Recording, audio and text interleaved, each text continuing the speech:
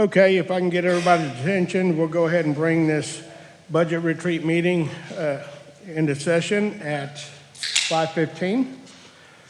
And I apologize for the late start, trying to make sure that everybody got settled in before we got going. So at this time, I'd like to take the time to welcome everybody in joining us, those that may be online and those that are present with us here today. I'll go ahead and turn it over to our city manager, Steve Williams. Thank you, Mayor. And I want to welcome everybody as well and just say thank you for coming and showing an interest in your city's budget. And this is the proposed budget meeting where we'll roll this out to y'all. I do want to offer for any of our members of the public, we have plenty of food back there, so help yourselves. You're more than welcome to. But I'll turn it back over to you, Mayor, for hearing of residents. All right. Thank you, sir. So this time is set aside for any person who wishes to address the City Council. Each person should fill out the speaker register prior to the meeting. Presentation should be limited to no more than 3 minutes. All remarks should be addressed to the council as a body and not to any individual member thereof. Any person making personal, impertinent, or slanderous remarks while addressing the council may be requested to leave the meeting. All handouts and/or USB devices must be submitted to the city secretary no later than noon on the Monday preceding the meeting. Handouts will be provided to each council member prior to the start of the meeting by the city secretary. All USB devices will be vetted by the city IT staff to ensure city property is protected from malware. This time, we're going to open up to hearing of the residents. When you come up, please state your name for the record and your address, please. First person coming up to speak will be Billy Lingus.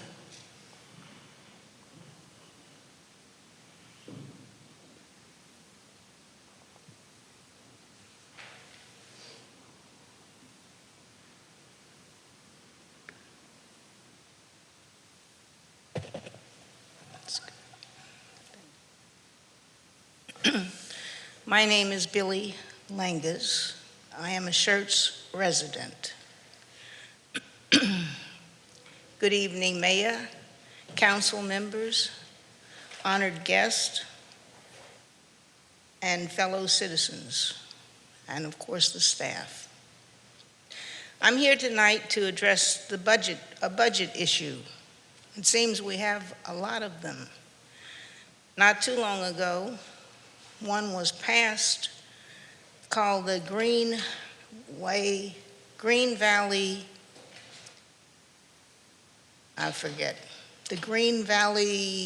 Special Utility Systems District. That's it. It was passed, but it never went before the council. I didn't think anybody had the authority to spend our money unless the council says so. That's number one. How did that happen? Somebody needs to look into that seriously. That is a concern. Other things that happen due to input from one specific individual, whom I'm sure you have figured out by now who that may be, has happened again. And now this time we're spending $9 million to do something. I think that all of the money belongs to all of us, and we need to know where it's going, why it's going there, who is making this happen. We're not supposed to name anybody by name, but I would like to thank your newest member on the city council for being concerned about residents who recently paid for a drainage system that the city is now saying, oh well, so be it. But in the meantime, we do other things with the money that should be for all of us when we have needs, such as feeding people on an occasion like this. Maybe it's okay because of the hour of the day and people do need to eat supper, and I have a plate. So I'm not ashamed of that because part of it was my money that was used to pay. as well as yours and everybody else's.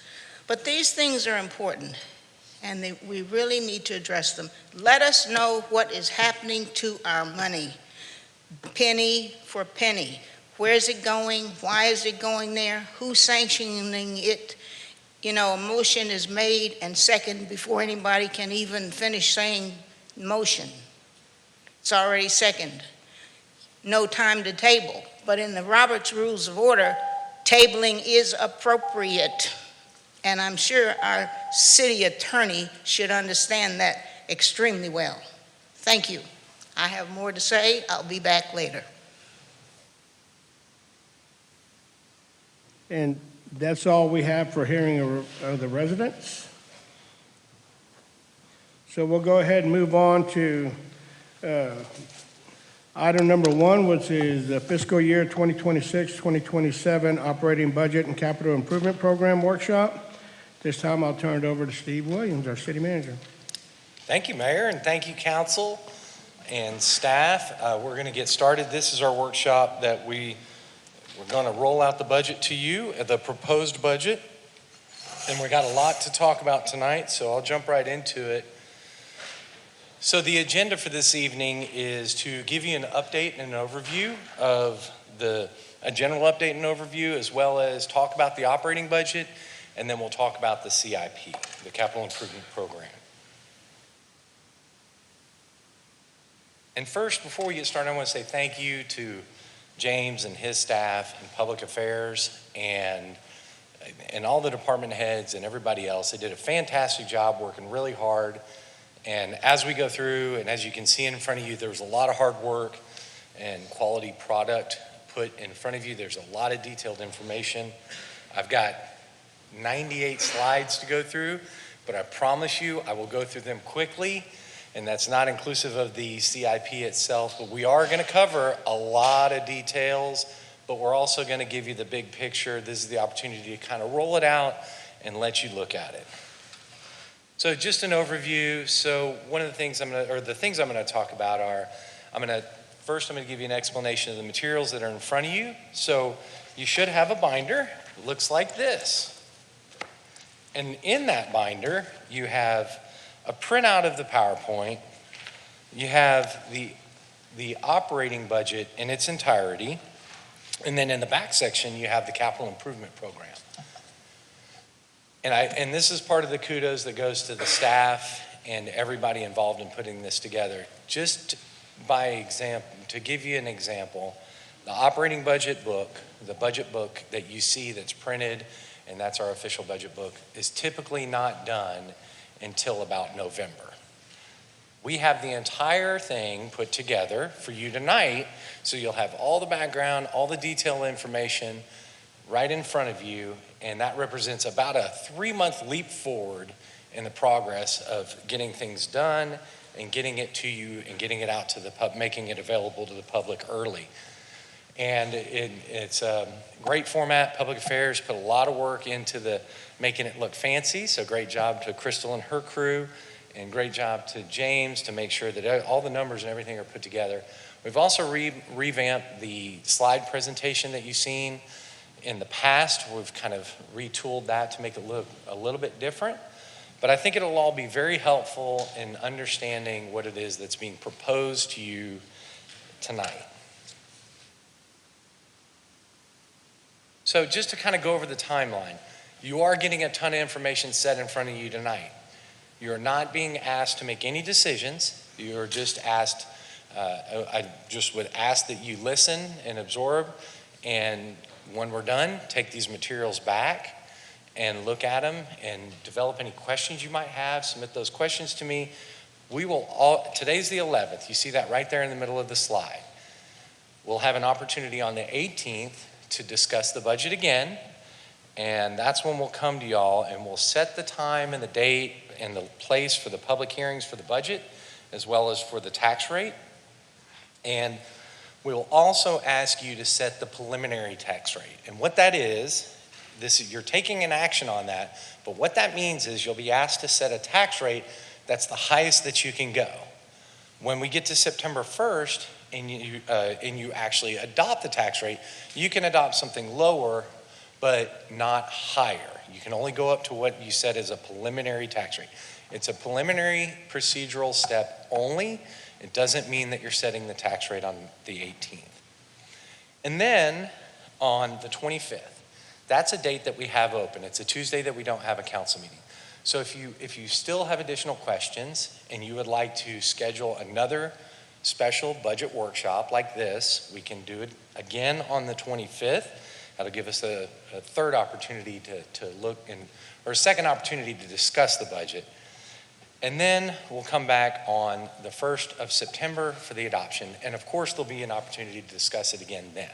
So I know we're giving you a lot, we're giving you a lot to try and absorb, but we've got several weeks and several meetings to have an opportunity to be all together and have a dialogue to go over that. All right, and so I've added this year a little bit of an overlook or an overview of the micro and macro economies. Had this discussion with Councilman Westbrook not too long ago, and really just to kind of paint the picture, because we look at things a lot of times that are going on with our country or the overall economy or the world economy. Yes, those absolutely have an effect on our local budget. But there are also a lot of things locally that impact it just as much or more. So we have to understand both. When we're putting a budget together and we're developing a spending and a financing plan, we need to understand what's going on at the micro level and the macro level. So the economy, we are still moderate, overall our GDP's clicking along at about 1.5%, 2%, modest and moderate expansion. The things that are driving that, we still have a good, strong consumer spending. It's not like it was in the past, but it's steady. We also have steady business investment. And the most robust part of our economy right now is investment in artificial intelligence, quite frankly, in the technology sector. Inflation is something that, of course, the Fed watches closely, and they're maintaining a very cautious monetary stance, right? Monetary policy stance to try and work towards that 2% goal of GDP. And we don't want, of inflation, excuse me. And we don't want hyperinflation. We don't want to grow too fast, but we also need, and the way they do that is they moderate it by raising interest rates. That's why we've seen this increase in interest rates over the last couple of years, where what that does, it restricts the supply of money that's out into the economy. So it kind of suppresses inflation because it slows people's spending down. But it also slows down investment in businesses, expansions, et cetera, and home buying, quite frankly. So at the national level, we are looking at about a 4.1% unemployment rate for July, and so not too bad, but not great either. Kind of drilling down more to the micro level, our local economy is strong. We've seen a lot of things happen that are counterintuitive to what's going on nationally, or at least resistant to many of the factors that are affecting the state as well as the national economy as a whole. And a big part of that is the military, right? The military presence, the base being there, there's a lot of spending and income associated with that spills over into our economy. The spending that folks do supports the businesses, they build homes, they do things of that nature that really pump money into our local economy, and it's offered a lot of stability that hasn't been seen in other parts of the state. So in the San Antonio, New Braunfels kind of statistical area that the BLS monitors is growing at about a 2.4% GDP, which is outpacing the rest of the state. And our unemployment is resting at around 5% in June. I suspect it's gone down a little bit, but and I would caution to not panic at that number compared to the national number, because they are measured a little bit differently, and it's in line with the rest of San Antonio. And the other thing is, that bleeds through. It bleeds through, and although it trickles all the way down into something like sales tax. Our sales tax, and I'll talk about this later, is growing at a good clip. We've all heard, and we've talked to you several times about the windfall coming from one particular company selling quite a bit. That's impacted our sales tax. But underlying growth is still very strong. So just to kind of look at a recap, and how does that translate to the city? A metric that we look at is construction and growth, because we are a growth community. And is it accelerating? Is it planing? Is it declining? But no, it's actually picked up a little bit of speed in the last few years, because if you look at our single family permits that were issued in 24-25, we had 448 new homes that were permitted. And then we had new single family building permits in 25-26 year to date, which is through today, is 400. So roughly a month and a half, a little more than a month and a half left. We'll probably rest somewhere in the 460 new homes range. So you're pushing around 900 new single family residences. And then also we've had multifamily units that are CO, that have a certificate of occupancy. In 24-25, in fiscal 24-25, that was 282 units. And then year to date through 25-26 is 334. So you're looking at another 600 plus apartment units. And if you tally that up, 2.1 or so per household in the 900 homes, and 1 to 1.5 in the apartment units, you're over 2,000 residents added in the last 2 years. We're also seeing a continuation of the retail expansion. We all know what's going on up at Schertz Station, 85% leased. So that is a really high absorption rate. We have Home Depot that's going to come online next spring. All of that adds sales tax to our tax base. And we have another retail center on FM 3009, and that is the Forest Ridge Retail Center. And lastly, we've talked a bunch about what's going on with our industrial, but we're really bullish on the industrial sector and commercial sector. We've got 8 million square feet. Where's Amy? 8 million square feet either available or soon to be available in our city, which is a ton. And we have new businesses locating there, relocating from other places, starting up, and others that have interest. So that's a highly accelerated area. So budget priorities, kind of shift gears a little bit. In the past, you've seen, and a lot of our council members are new, so some of y'all saw it last year, but to some of y'all, this is new. In March of 22, in the spring, at the spring pre-budget retreat, the council and staff got together and developed these 5 goals. And these are the goals that you've seen. This actually predates me by about 10 months or 9 months. But it got carried forward each year in our planning efforts because they're logical goals, right? However, we're in 2026 now, and what staff has done is kind of realigned those strategic goals so they're essentially in alignment with our strategic plan, right? So our budget priorities should be in alignment with our strategic plan. So that's what we've done. And the new ones that we are proposing, and for reference, the strategic plan was adopted in July of 2024. So we want to, 1, maintain essential services. 2, invest in our employees. 3, protect infrastructure. 4, preserve financial stability.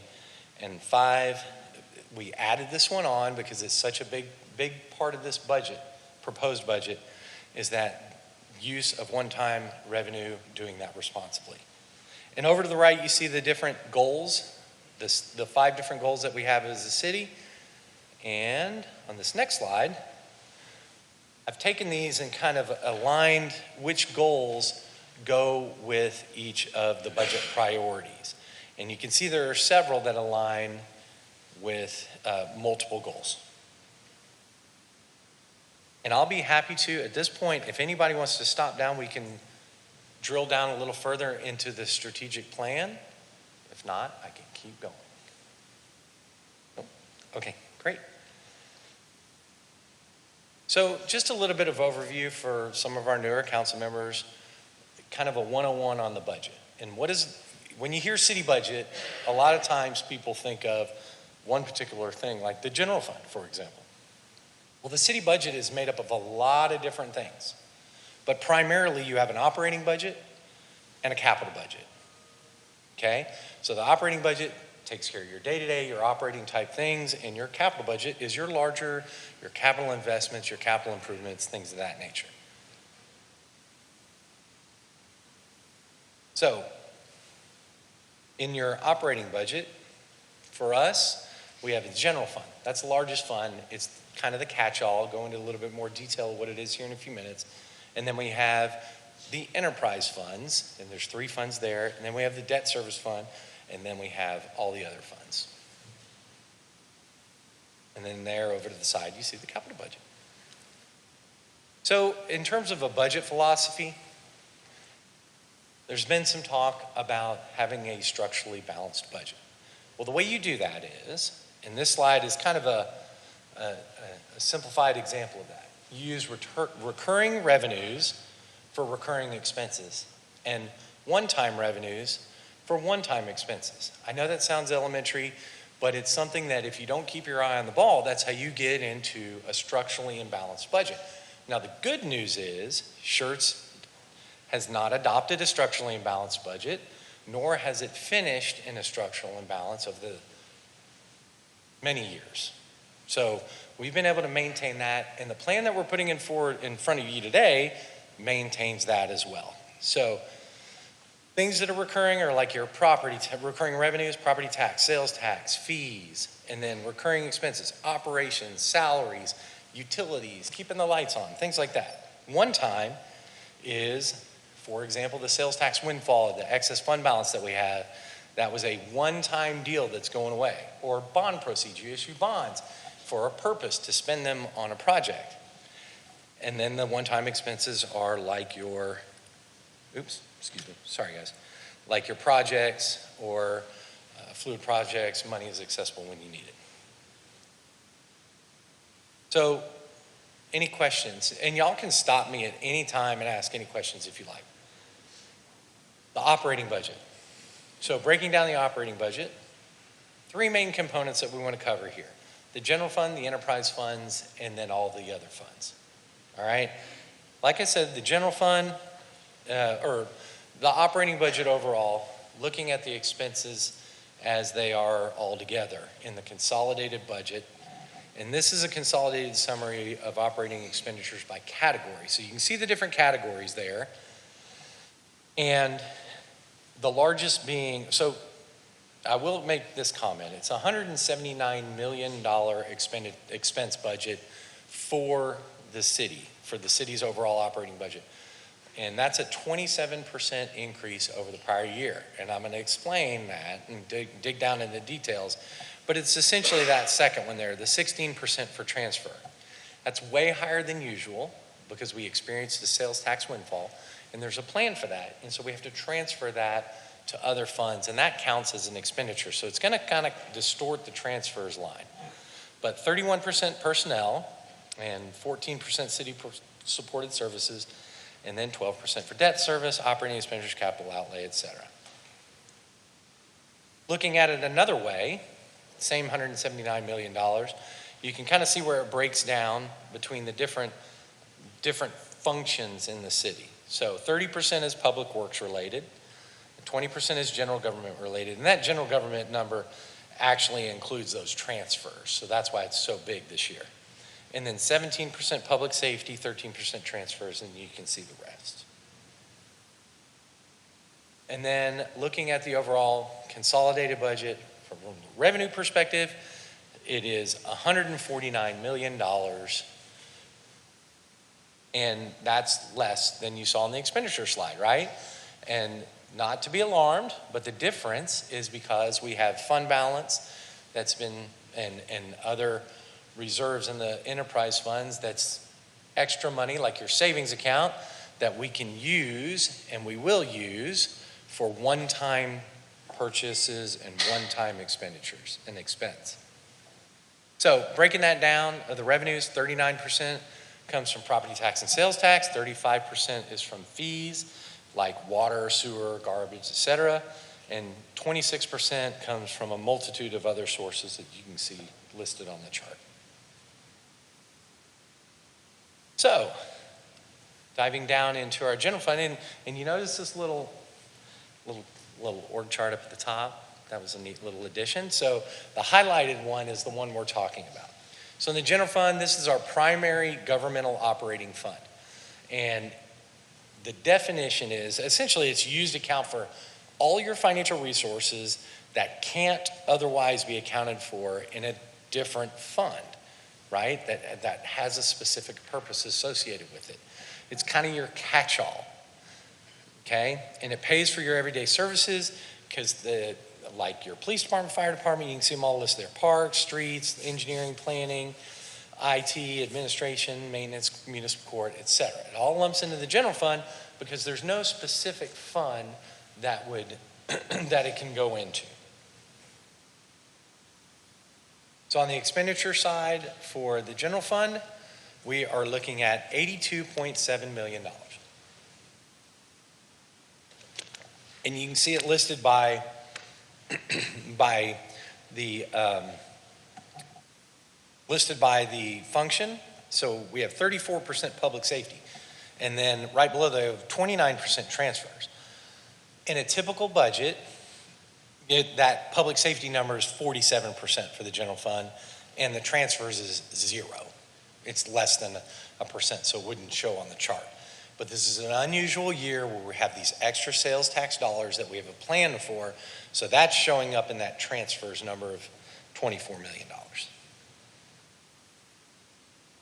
So the last thing I'd say about the general fund, it's a people-driven fund, right? It's roughly typically 70% of what you spend in the general fund is for personnel-related items, because the functions that you saw on the previous page, well, those are things that people do. So looking at the general fund expenditures, the proposed budget is $82.7 million. This is actually a $28.3 million increase, or 51.9% from last year's original budget, and a $28.06 million increase over the amended budget. So the difference there being is we amended the budget already this fiscal year, so it's about $300,000 higher. That's why the difference is the actual gain on that second line is a little bit lower. But it includes $27 million in transfers of excess fund balance, or that excess sales tax. And the way transfers work is when it goes from one fund to another, you account for it as an expenditure when it moves over to the other fund, and it gets received as a revenue in that other fund. So it actually gets counted twice. When it comes in, when it gets transferred, 2 times expenditure, and then when it gets received, and then when it gets spent. So we also have the full year funding of positions. We added some positions last year. We also had the merit and step, which tends to gravitate to the middle of the year, so we're feeling the full year impact of those, and some of those positions being the firefighters, I believe, and some other positions that in water, sewer, and the drainage fund. And then we also have supplemental requests, and I'll show you guys that here in a minute. You want to take it? I'll just keep on. Keep on. Okay, so general fund expenditures, you guys are real familiar with these slides, but you can see how we're trucking along there, and this year it jumps way up in 2026, 27, and that's because of the transfers. Almost, for the most part, almost all of it are exclusively because of the transfers. Personnel, it does inch up a little bit. You can see the 25-26 shows, each year has the budget and then the actual, and then you see the striped in 25-26, that's because that's a projected year end. And then next year, the 39.7 is the proposed. And then operating expenditures, that's things like contractual services, utilities, keeping the lights on, things like that. That is a little bit less than the projected for this year, and right about a little bit less than the budget from last year. And then capital outlays and transfers. Wow, here's the big number. Okay, so we have some capital outlay expenditures that are one time, and then we also have the transfers out that will be for the plan that I'm going to lay out for the excess fund balance. Oh, skipped one. And then also our supplemental requests. Our supplemental requests, you guys are used to seeing this. There were actually 12.4 million in total requests made. We were able to include 7.4 million of that in the proposed budget.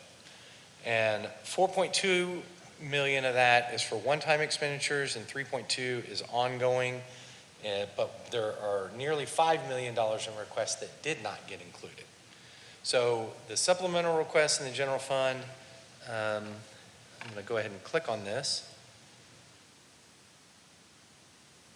And it's on page, the page number is on your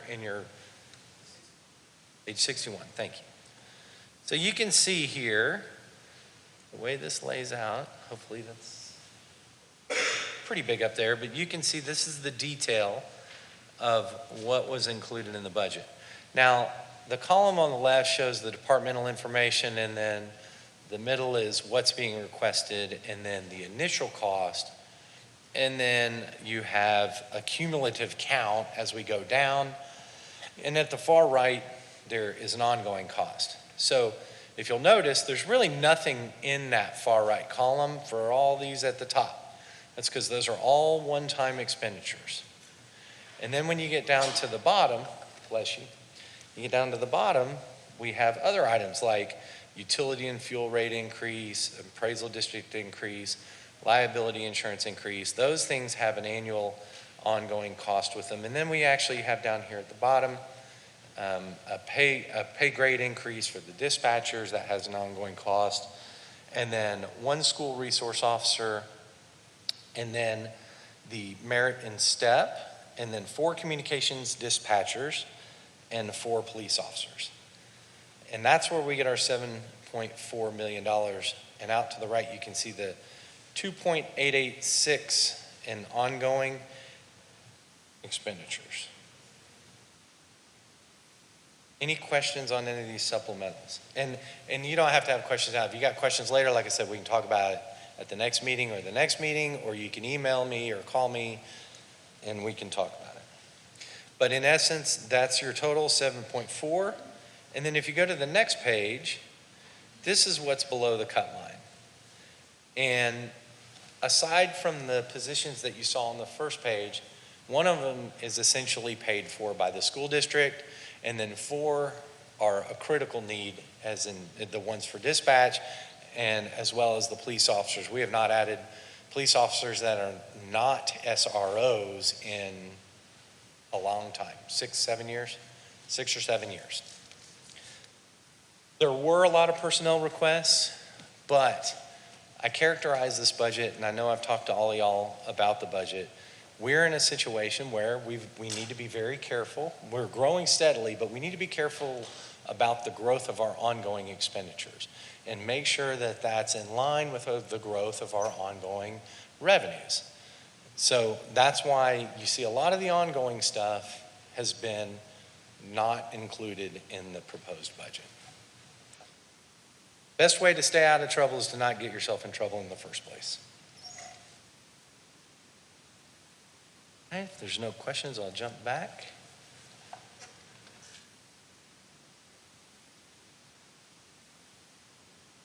Any questions on the supplementals? All right, I'll keep going. Okay, so the general fund excess fund balance. So this is one-time money, and we go back up to our little chart in the corner if you need that for reference, but one-time money that should be used for one-time investments or expenditures. We've actually received $32 million over the last 18 months that is in excess of our 26% requirement. So we have this extra fund balance, and we have a policy that reads, we're going to keep a fund balance of 26%. So we're by policy to bring to you a plan to spend that money down or do something with that money rather than just have it sit there indefinitely. And what you should do, so we threw a little analogy. It's like we received an inheritance. And What do you do with an inheritance? Well, you spend it on one-time things. You know, pay off your credit card, do some home repairs, do a major purchase, right? But what you don't want to use it on is paying your mortgage or paying your rent or, you know, paying your monthly bills. Eventually that runs out and catches up to you. So the plan is to, this is a breakdown, then there's a slide on each one of these, is to take $10 million and augment our street preservation and maintenance program, affectionately known as SPAM around here. We'll take $10 million and put it into SPAM and plan to spend $2 million of that each year for the next 5 years. The other is to take $11 million and establish a vehicle and equipment replacement program through a vehicle and equipment replacement fund, which affectionately known as a VERF. You might hear me refer to it as that. And then $4 million for one-time expenditures that you saw on that supplemental request list. $2 million to shore up our debt service fund, and then $5 million will be left in excess, gives us a little bit of cushion and flexibility for the following fiscal years. So, why is this recommendation being made to you? And the reason why I'm making this recommendation to you is because they're listed there, and I'm not going to read it all word for word, but essentially this is one-time money. And we should use one-time money to make one-time investments and expenditures. And that, but spend it on things that they're going to make a lasting value for our community. And it also addresses multiple priorities, right? So there was discussion, there's discussion about, and we've internally had a considerable amount of discussion of, well, should we just apply it to, say, Lower Seguin Road or a capital project? Well, if you spend it in one place, it helps that one project, but instead of doing that, you can help a bunch of different areas, and you can improve your streets, you can replace equipment, you can strengthen your reserves, you can promote tax stability. There's a lot of things that we can do spreading that money around within our budget that also save money. And it saves money over time, right? So if you invest in maintenance and replacements today, it helps you avoid higher costs in the future. It also keeps you from reaching that point where you reach a complete breakdown point and you have to borrow in the future. And it benefits the entire community, right? If you just spend it on one road, for example, the rest of the community is not necessarily feeling the benefit of spending that money. And then also it protects the future, so it maintains that flexibility in those reserves. And also if there's economic uncertainty, things start to shift, we see it over the next couple of years, we can make adjustments. And first time investing in SPAM, or the Street Preservation and Maintenance Program. What it does, takes $10 million, spend $2 million over the next 5 years, and we're going to accelerate a lot of projects. And this is the stuff you guys see that John Nowak gets up and presents on and talks about how we're going and slurry sealing a whole neighborhood, or we're resurfacing Schertz Park, or slurrying Schertz Parkway, or we're doing significant investment in one area that's more of a maintenance level, not a bond level or a capital improvement program type level, but more of a maintenance level. It accelerates those. It puts the money back to work in the whole community, in several parts of the community all at one time. Or not all at one time, but over several years. It actually triples the amount of, more than triples the funding we're spending on that maintenance right now. And if maintenance, kind of like the chart that John shows you as well, if you defer the maintenance, the trajectory on a street drops off pretty fast if you don't take care of it. If you'll do some things to take care of it, you can actually extend it way out in its life and not have to make that major capital reinvestment. So after that's all spent, in 5 years, we'll resume back at that level. Hopefully we can pump more than $650,000 back into the budget, but this is a good tangible way for our residents to see that money put to work. Yes, sir. So if you, just for the last one, use $2 million in your first year. That leaves $8 million. $8 million at just a 2% rate of return, that's $160,000 a year. And then you're saving $650,000 because you're not using that money because it's coming from that one. So you have let's just say 700,000 plus. What is that money being used for? And that's just We'll for the use it vehicle for that replacement. as well, right? So, yeah, you made a good point in an effort to not get off too far in the weeds, to talk about the compounding of an interest accrual, right? We're going to put 10 million, but you're only spending 2 million the first year, so you got 8 million sitting for another, and then it's 6 million, et cetera, et cetera. Well, that money is going to earn interest as we invest it. So that's going to go back into the fund, and we'll spend it on those streets. So it'll be more money that we can even put into it. All right, thank you. But yeah, but it does help. It helps to have that cash. All right, thank you. Yes, sir. Kind of the same thing applies to this next slide, by the way. So creating a vehicle and equipment replacement fund, y'all have heard me talk about this before. We have, it's $11 million to get it started. We have $9.2 million, roughly half the value of our fleet of $18 million in unfunded depreciation. And on an ongoing basis, if we wanted to maintain a revolving fund that can afford to sustain itself, we would put in $1.8 million a year. So 9.2 plus the next year's 1.8 is the $1 million. And there's reasons that are listed there why you do that, and they're all super important. But one thing that I want to point out that's not really obvious, that $9.2 million in unfunded depreciation, we've got 7 fire trucks, right? 7 fire trucks. 3 were paid for with tax notes, which is a debt instrument. 3 were paid for with bond money, when excess bond money or the bond money that came with the building of a station, Station 3 and Station 4, and 1 that was bought with cash. So you use debt for 6 fire trucks, and we haven't saved any, we haven't even paid off all those fire trucks. So when we get to when they need to replace those fire trucks, we're going to be in a position where we've got to borrow that money. So 5 of them are pumpers and 2 of them are ladders. Call a ladder $1.5 million conservatively, not like ESD2 ladders, but conservatively $1.5 million for the pumpers. So you're talking $8 million right there just for fire trucks that we don't have. This plan addresses that. It gets us caught up, and then it puts us on a schedule to fund that going forward so we can afford things like that. And that's the most obvious example is the fire trucks, right? But we also have a bunch of police cars. You got a bunch of backhoes and other heavy equipment that's included in this fund that will be we'll have the funds available, ready to replace it when time comes. So in addition to that, it does things like smooths out the expenditures in your general fund's annual budget, right? Because the expenditure is now a $1.8 million contribution to the VERF.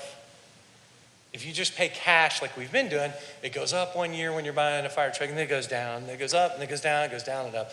And you have to be able to find that money in your budget each year. And if you don't have it, what do? You defer the replacement. You push it back, you push it back, you push it back, which is what happens in most cases. Or you get to a critical point and you borrow money to do it.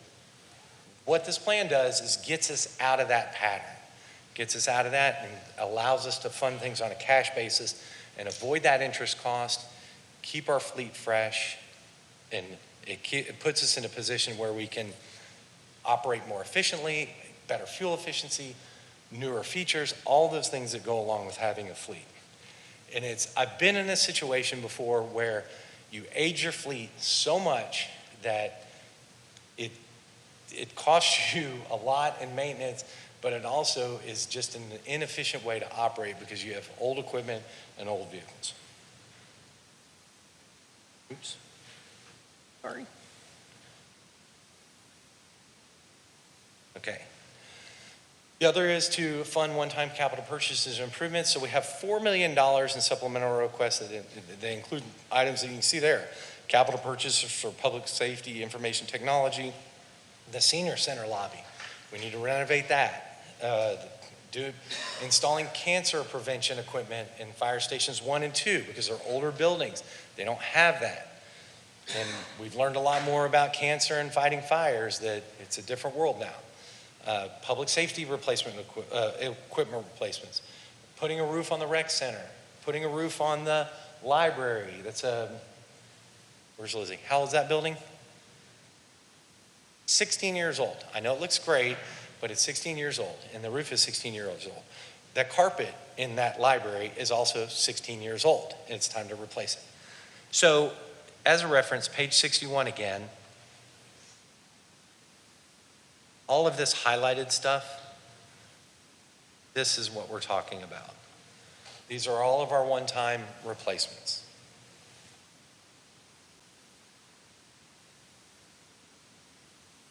Oops. So, in a lot of these things, to be quite frank, the reason why they've built up and the reason why we haven't done them over the years is because we didn't have the money, right? Now we have the money to address these things.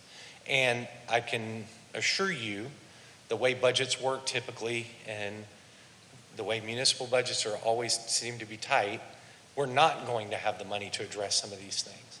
So some of these things are going to give us, this additional money gives us an opportunity to address things that, quite frankly, have gone on a little bit too long and are not likely to be able to be addressed in the future. The other is to support the debt service fund. So, AKA the interest and sinking fund. This is what we use to pay our general government debt, and we propose to augment that fund with $2 million. That'll level us out and not require us to increase the INS tax rate. And as we move forward, so there's things like the DVHS homestead exemption, and we're going to go into that in a little more detail here in a little bit, that are really, if it's affecting the general fund, it also affects the INS fund, because they're both funded with property tax. So we have a lower fund balance in that fund than we expected, and the one-time contribution will balance that back out, and then we'll be a little more, we'll be more conservative in future projections and balance going forward what we do with our capital improvement program. This reduces the pressure on our taxpayers and future taxpayers, for that matter, in terms of long-term debt financing. So lastly is about $5 million will be left over in additional fund balance. So the proposal is to keep that as on top of our 26% for the time being. Gives us flexibility in the future, in the next couple of years. Let's see how things are going, make sure we're on the right track, and maintaining that fund balance. So there's a question, right? And we talked about a lot of things. Why not use it for a project? Why not use it to buy down the property tax rate? And yes, that would provide a benefit. It'd be a temporary benefit, but going back to our chart of the recurring revenues, recurring expenditures, if you adjust recurring revenue downward, but maintain your ongoing expense, you've put yourself in that imbalanced situation. So it may work for a few years. Use the savings, and then it's gone, and then you either got to cut service, or you got to identify another revenue source, or you've got to increase the tax rate back to where it was before. So it's a temporary solution. Any questions? Okay. General fund, the revenue side, $55.2 million. So that's a significant decrease from the previous year because we got all that one-time money last year. 41% comes from property tax and 30% comes from sales tax. So the sales tax now represents a normalized year in terms of what the general fund would get. So between those two, it's over 70% of the revenues that come in. And you can see the rest. We got permits, interfund charges, et cetera, as well as some small amount of grants and then investment income.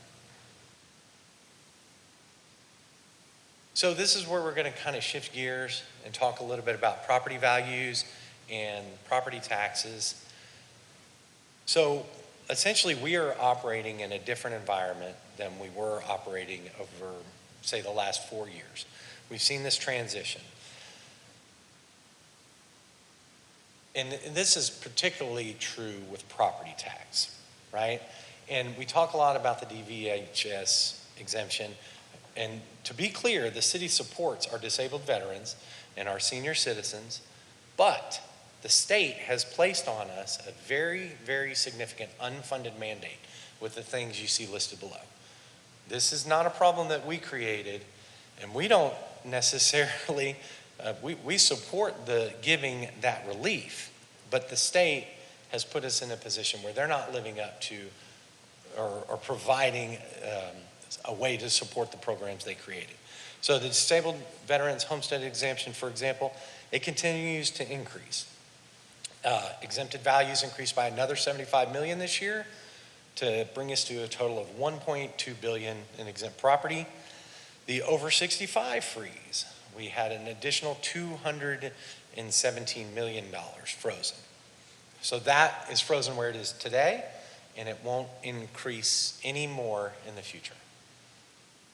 And then we have existing properties in, I don't know if it was all 3 counties, but definitely in Guadalupe County, which is the bulk of the value, decreased. So that decreased by $88 million.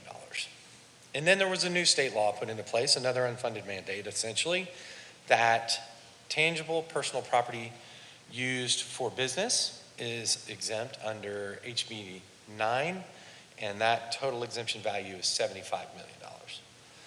But this is all at the same time, so this is a major constraint on the general fund and its largest revenue source. All of these things together.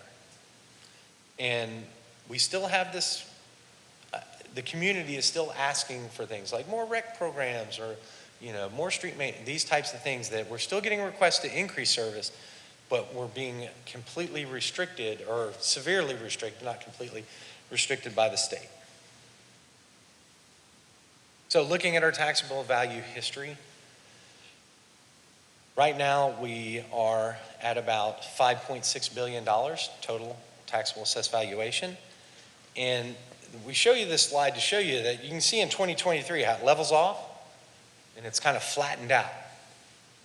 That's all the while over the last 2 years we've added 900 new homes and a bunch of apartment units, which actually increase that value, and a lot of commercial development that adds to that value, but we're still planed because we're trailing in the wrong direction in terms of exemptions for single-family residential, homestead single-family.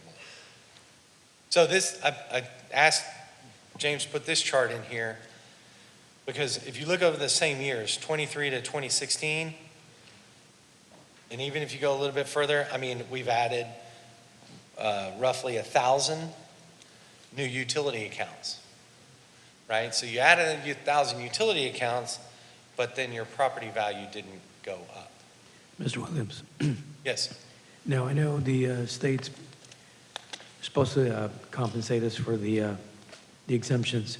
What percentage have they given us? So I've got actually about 7 slides in a row to answer that question right after this one. But yes, sir, you're correct. Right, so the state has put us in a position, they created this program, and the largest one that affects us is the 100% disabled veteran homestead. So just to give you an update, this is all clipped from a flyer that Public Affairs put together, and Crystal and I will be doing a road show talking to our state reps and our state senators, talking about the DVHS and how we need relief. I'm actually part of the municipal policy forum in another week at TML, where we'll go over all the legislative platform for cities. And one thing that we were successful in getting added last year was support for the funding of the DVHS program. And so that's in the platform again. I'll be prepared to speak on it again in front of all the other cities, and it's something that we'll have advocacy from TML on our side again. So just an update, 25% of our homes, so 1 in every 4 homes is exempt from paying any property tax in Schertz. More than half of our homes have some sort of exemption. And you can just see across the state, it's not a big burden on the state, right? If you spread it around among the whole state, which is the intention of the way they created the program in the first place, less than 2% is lost to this exemption. But in the city of Schertz, we lose 21% of our total taxable assessed valuation. So it's concentrated into about 15 or 16 different communities in the state out of 1,200 cities and a bunch, 254 counties. It's concentrated in the ones that are in military, high population of military areas. So we've gone from, in 2020, it was $400 million, to 2026, it's $1.2 billion. And translating that into what do we lose? You know, back in 2020, it was 2.2 million, now it's 6.3 million. And that's roughly 11.3 cents of your tax rate. And this is just kind of a comparison. These are cities that get a reimbursement under this program. And you can see we're on there, but we're, aside from Fair Oaks, our tax rate is towards the bottom of the list in comparing populations to the different cities. You know, some cities have really, like Killeen, have really had to increase their tax rate to make up the difference. And Steve, sorry for that one. Cibolo is actually not receiving reimbursements. Oh, yeah, thank you for But pointing. it's because they are impacted, but they don't border a military base, so they're not eligible to receive reimbursements. But the other cities on the list do receive them. And that link there will take you and show you kind of the payments that have been made out.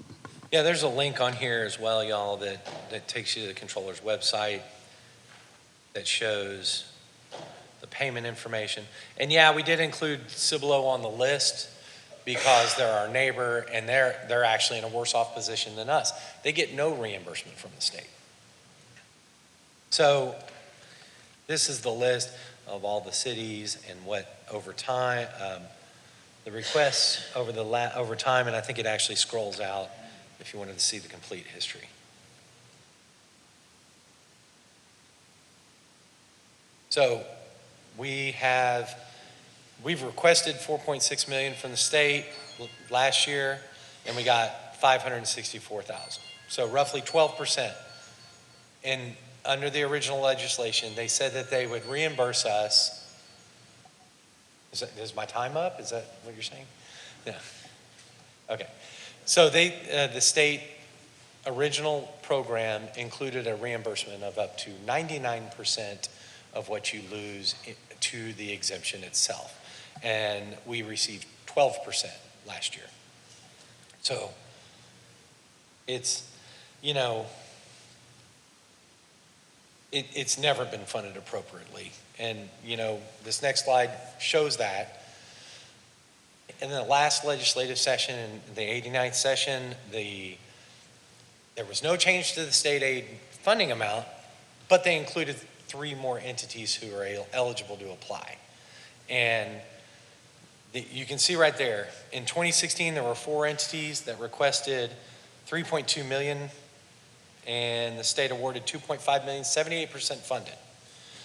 Last year, or in 2026, 15 entities now have requested 78 million, and 9.5 is budgeted, so 12%. So we can expect to get 12% or potentially less this year. And as a percentage, it'll probably be less because our dollar amount has gone up. Another thing that's hit us is those exemptions are made retroactive. So if you become, say, if your status changes to 100%, you're due what you've paid in the past. So that hit us. So last year it hit us at about $618,000. This year it hit us for $1.1 million. We had anticipated it hitting us for $600,000. We didn't account for the other $500,000 because we didn't think it would double in 1 year. So the 90th session, we're going to bring it again. We're going to go and do everything we can to get the state to fully fund this program. And the legislative priority sheet or resolution is on the agenda for the 18th. It's essentially the same as it was last session. It'll be new for y'all. It has other priorities in terms of what interests the cities would like to protect. Again, I'm being timed out? No. But it has multiple priorities, but of course our top priority is getting this issue addressed. And we've always supported the DVHS program. We just would like the state to fund it the way they said they were going to fund it. So property values, James, come on up. James is going to talk about property values.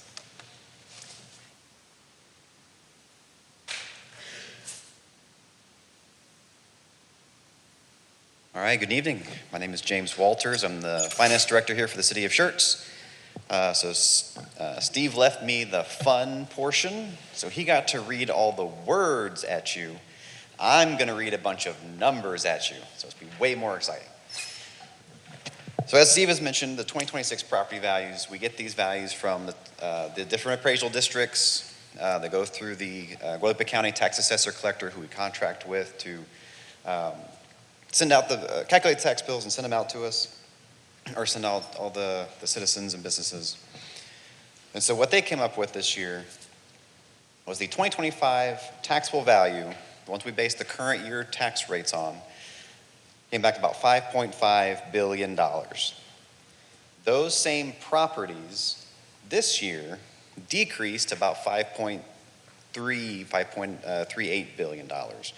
So as you've mentioned, those existing properties that were here last year, got evaluated and taxed, and the properties, the same ones this year, dropped $88 million. We were fairly fortunate. We continue to have development, and so we added $227 million of new development and $600,000 worth of annexations to bring the overall taxable value up to $5.6 billion. So that's why you saw in the previous chart, last year we actually dropped overall, even with the additions. We were mentioning, yeah, our property values decreased, but you can see that chart kind of tip back up a little bit. All that's from new development. So the properties existing in both overall decreased. And So- James, just to point out that new development, that new value added is subject to if more 100% exemptions are added or over 65, over 65 and 100%, that could go away. Yes. Yes. So pointed out a different way, we had $227 a million in new development annexations. At the same time, we had $150 million in new exemptions. So even that kind of offset itself. So it's as if almost every property that we get ends up being exempt in some way from some property taxes. So we get those taxable values, and the state comes up with these ways to calculate a tax rate. These are state mandated formulations. They have us calculate the no new revenue tax rate. So a tax rate which will generate the same amount of revenue for the city from the properties from the previous year's tax roll. Basically, it's saying, hey, you got $5.5 billion last year, and this is how much money you raised. Those properties decreased to 5.3. So this tax rate will give you the same amount of taxes raised, comparing only that. We would get so we would have the same amount of taxable revenue, and we actually get more in our budget because we have new properties added. But that's the rate that'll raise the same amount of money off of last year's property values. And then we have the voter approval rate. So this is the highest rate council can adopt on its own without going to the voters. So council can say, hey, we want to go higher than that rate. As your priority, we'll just go on the November election to get ratified by the citizens. And if it passes, hey, that's the new tax rate. If it doesn't, it drops back down to that voter approval rate. And then we have the current rate, and then we have the proposed tax rate, which we balance the budget to. On the next Tuesday, we'll ask you, as Steve mentioned, to set a maximum preliminary tax rate. That's at our proposed rate, and council can adopt anything under that. No problem, but if you ever want to adopt something over that, we have to probably call some special sessions, republish notices in the paper, and hold another public hearing. So it's still possible, but there's more steps involved. So for the 26-27 tax rate, they came out like this. The no new revenue rate, which is actually what the budget's proposed at, is 0.5296. We've estimated a tax bill based on the average taxable home value here in the city of Schertz. The voter approval rate, the highest rate council could adopt, is 0.5593. That would increase the estimated tax bill to $1,830, or about $97 annually, which would be about $8.12 a month. The voter, and then the current rate, for reference, is 0.5118. You see that's $1,600, about $58 decrease from the no new revenue rate. As we mentioned, the property values decreased over year. That's why we see the bill drop, because property values decreased. If we stay at the same rate and property values decrease, then the tax bill would decrease. That would be a decrease about $58.09, or about 4.84. So to kind of give you a scope, 1 penny on the tax rate, the 0.5296, is equal to about $560,000 of revenue for the city of Schertz, or about $32.72 annually on the average home. So you divide that by 12, it'd be under $3 or under $4 a month. That's 1 penny. So how does that break out? We have the M&O tax rate, which is the maintenance and operation. All taxes raised from that portion of the rate go into the general fund to fund the day-to-day operations of the city. That one will be proposed to go from 0.3437 to 3615. The INS, or interest and sinking, all the taxes raised from that portion of the tax rate go to pay the general fund's debt, the general city's debt. That was proposed to stay at 1681, no change on that side. So the overall would change from 0.5118 to 5296. But how does that shape up over the past since 2020? You can see the historic tax rates. The INS, the debt rate, the one we pay our debt with, has fluctuated for as low as 14.8, and we've been about 16.81. We're proposed for 2 years in a row. Back in 2020, it was 16.51. And then the M&O has gone from the lowest-ish, about 33.25, up to about 36.15. And since about 2012, the lowest the tax rate the city of Schertz has seen is about 48 cents. So we've been between 48 and 51 up until through the actual adopted tax rates.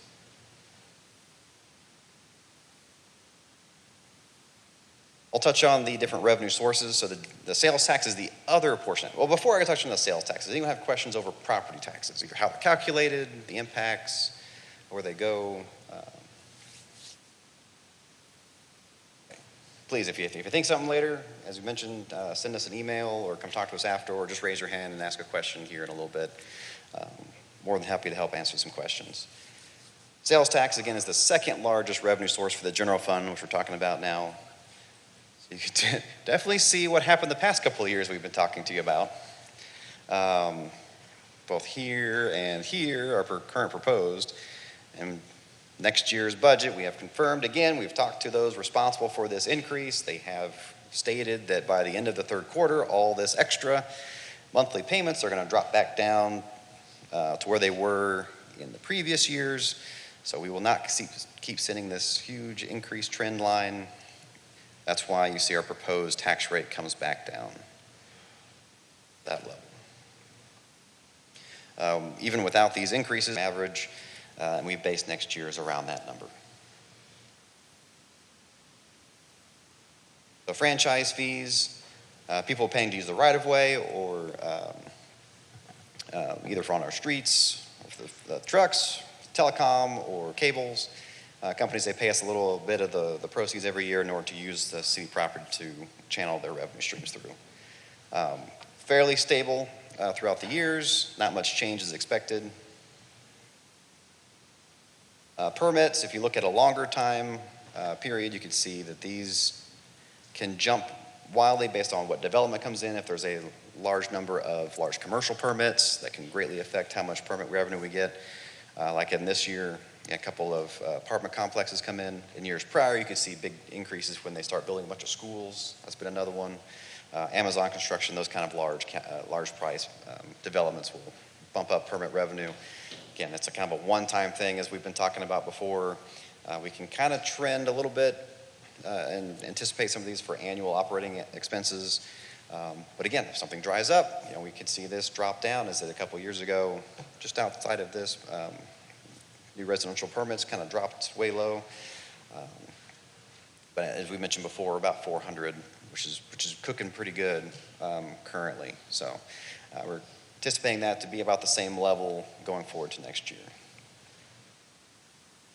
Fees and fines, one of the other ways we can raise money for the general fund.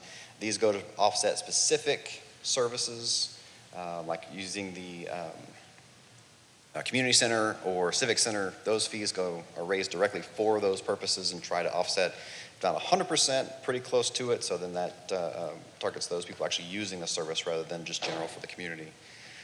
Again, there's not much fluctuation. There's a couple of permit-related fees that can pop up every now and then. We've been fortunate the past couple of years with higher fees than budget. We kind of popped the budget up last year, or the current year, as you see. We're on track to pretty much hit that level, and so we're going to maintain that for next year as well. So the general fund 5-year forecast.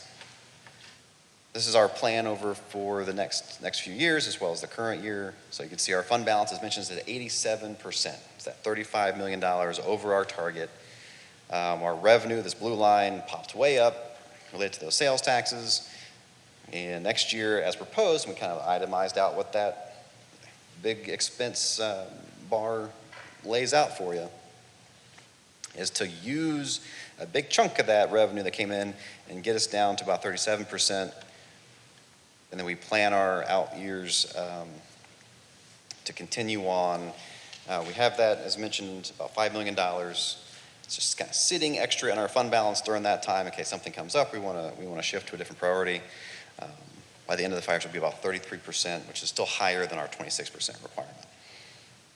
We want to see just how much this can come down over a year and how much we can spend, as well as there anything else that kind of pops up.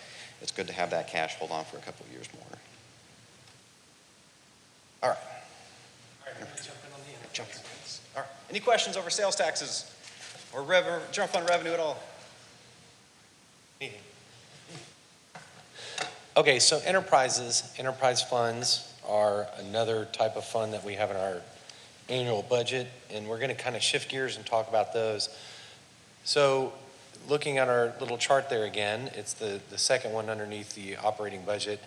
And enterprise funds, they're used to account for governmental activities that are like those found in a private business. So when you look at our enterprise funds, sometimes that's run by a private entity rather than by the city itself, or in this case, vice versa.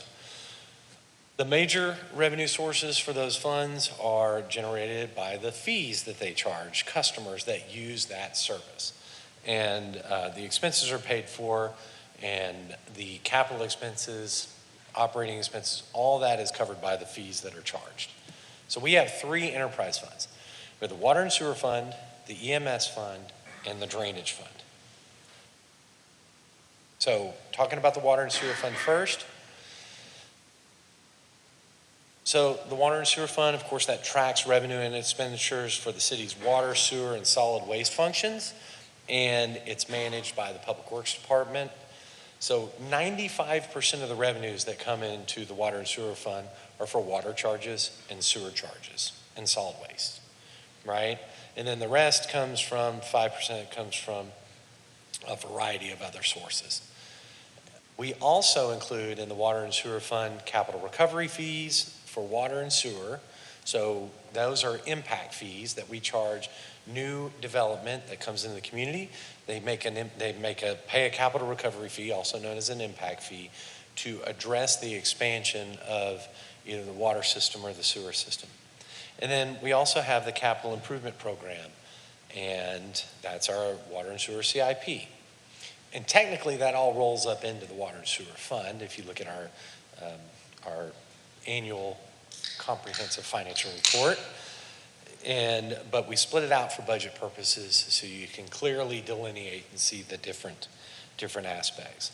And I've got SSLGC and CCMA listed down there, and those are 2 of the primary entities that we contract. Clear Creek Municipal Authority, or CCMA, they treat our sewer for the most part. And then SSLGC, or the Schertz Local Government Corporation, is where we get our water from. So two main things, water production and water treatment, two main functions are outsourced, if you will, to other entities. So on the expense side, water and sewer, we have $35.3 million, and 31% of it is operations, 27% debt service. So that operations includes things, it includes things like making payments to SSLGC and CCMA. Okay, and then the debt service is to service the debt that we pay on bonds that we've issued to support our own system, as well as the other systems for CCMA and SSLGC. And as you can tell, compared to, say, the general fund, only 12% is spent on personnel. So supplemental request for the water and sewer fund, they requested $440,000, $241,000 were included, and $199,000 were not included. You can see that on page 162 in your book. I'll just click on it. Maybe. Oh, I think I just opened it a few different times, but it's this page here. You can see the items that were funded and that weren't funded. There was essentially a position as the bulk of what was not funded. The rest up top, there is some ongoing expense. And just to note, the water and sewer fund is not necessarily facing the same challenges as the general fund.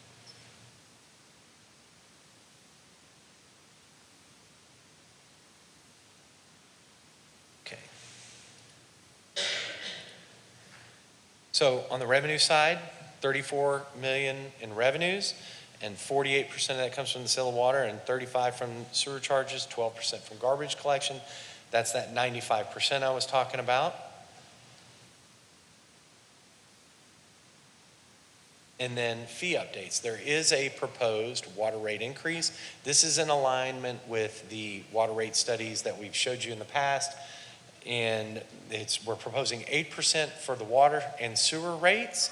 That equates to $5.02 a month on the water side and $2.16 per month on the sewer side.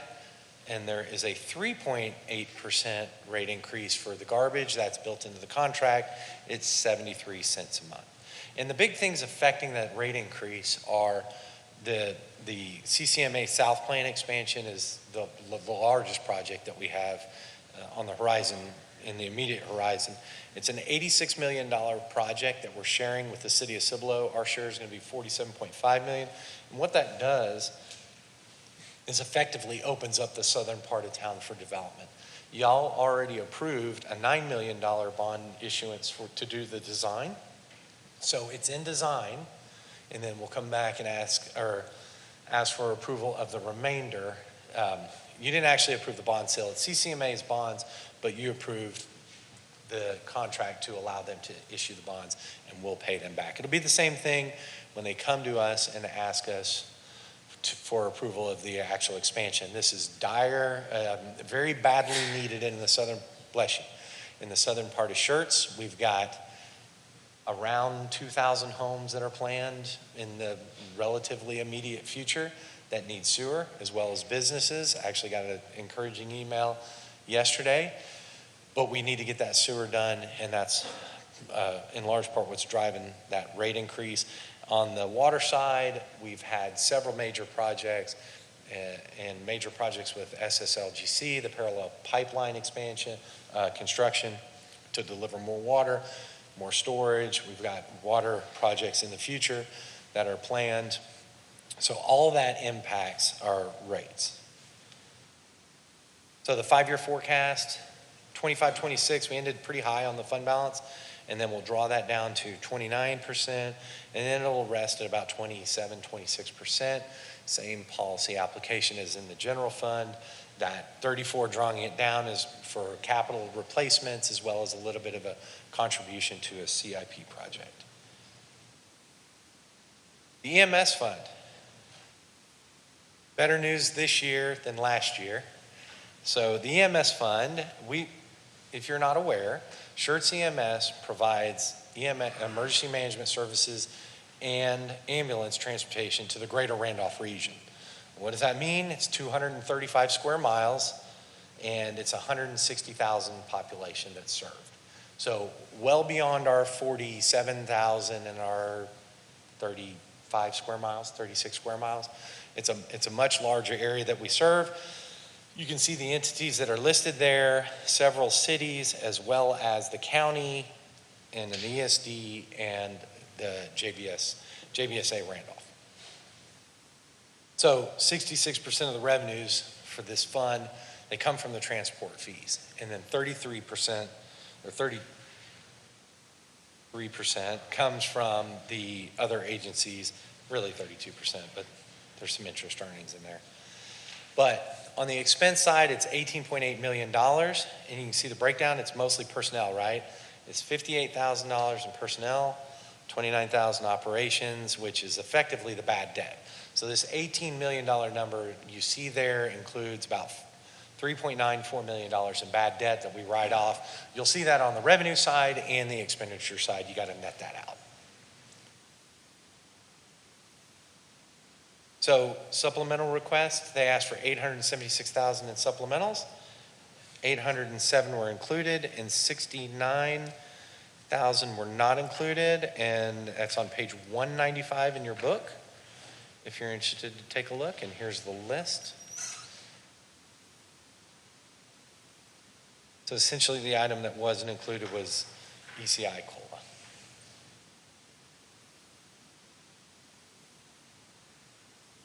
On the revenue side, $18.2 million in revenue.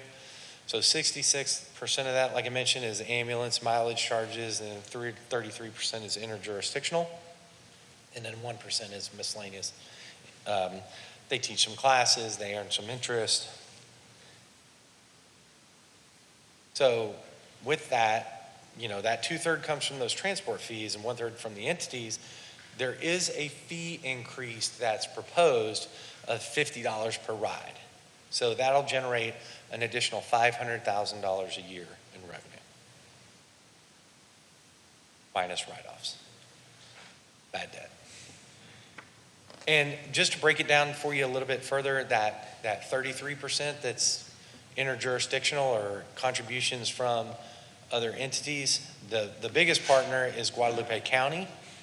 And then we're the second largest at 19%, and then Cibolo at 16%. You can see how it breaks down for all the rest. So we are roughly 19% of that 32%. Okay, so we're 1/5 of that 32% of the total cost that the city's general fund pays.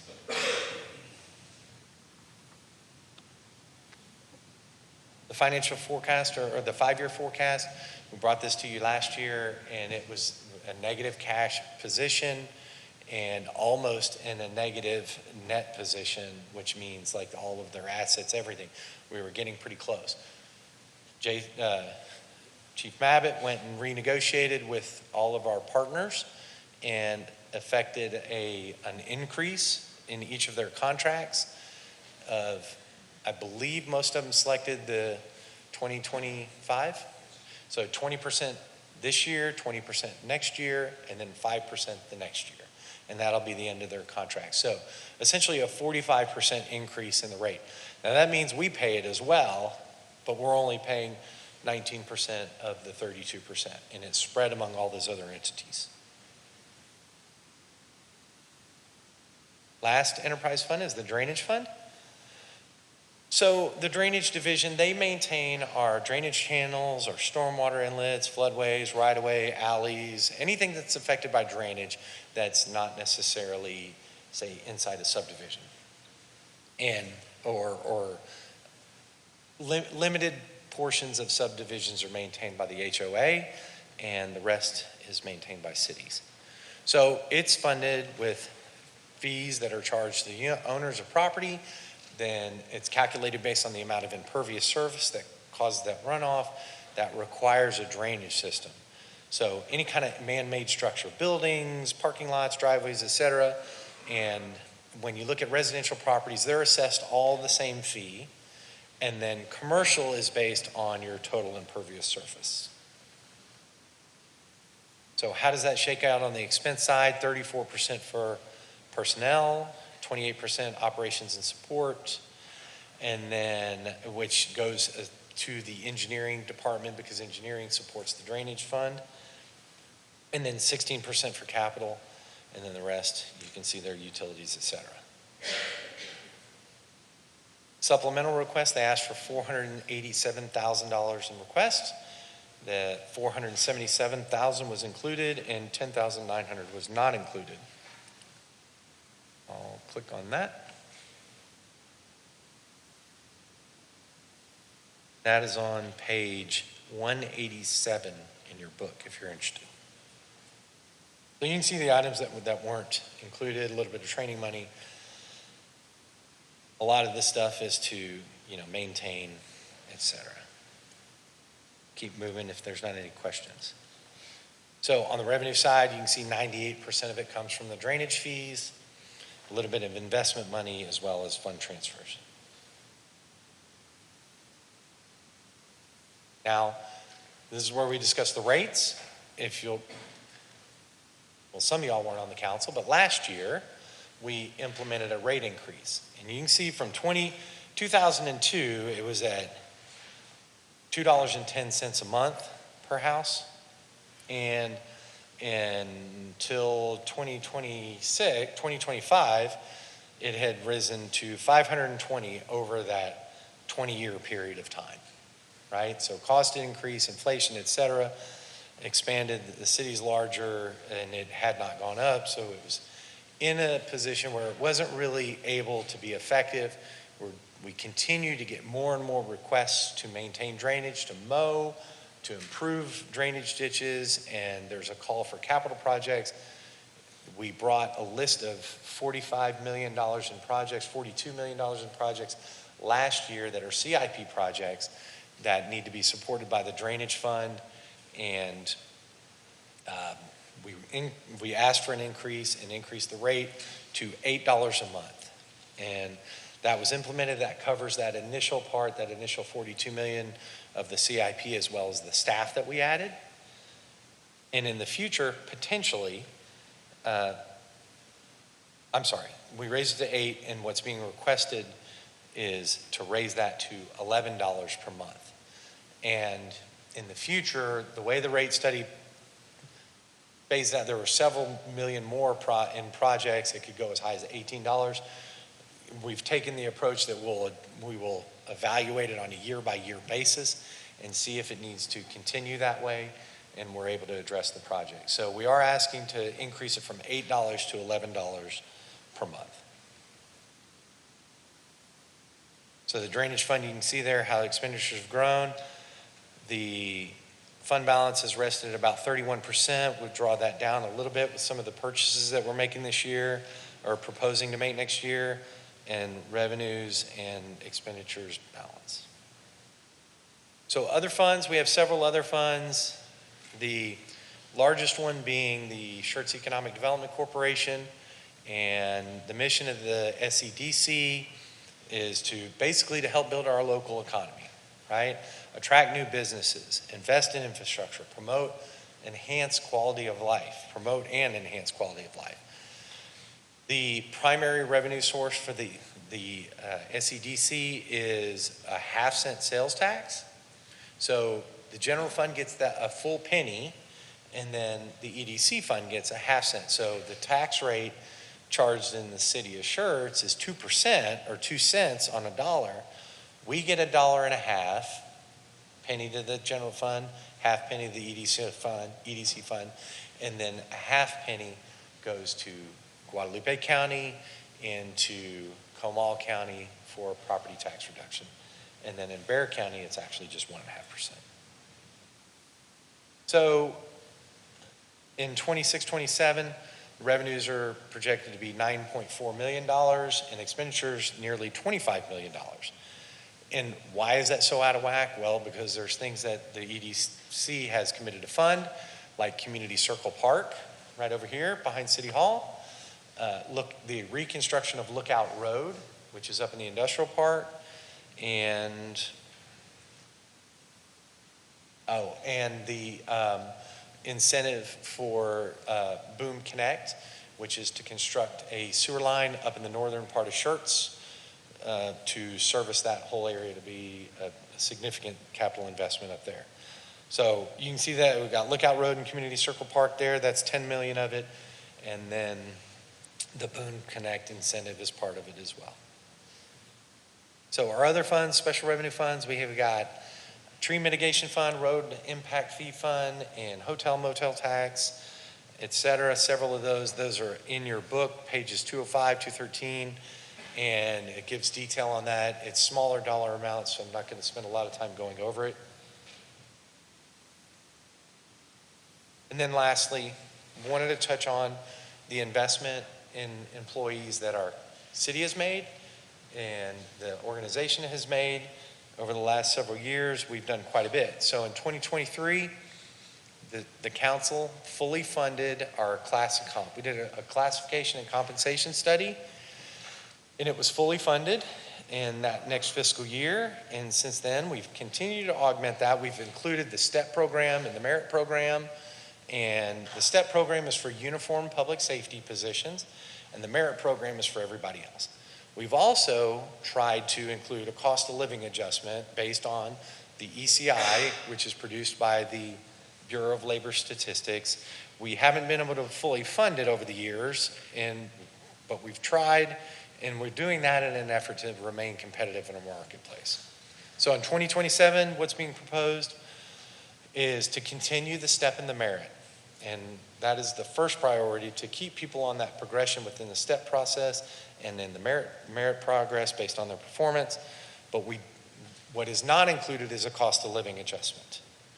And what I'd like to do is do a classification compensation study in the next fiscal year in 26-27, so fund that.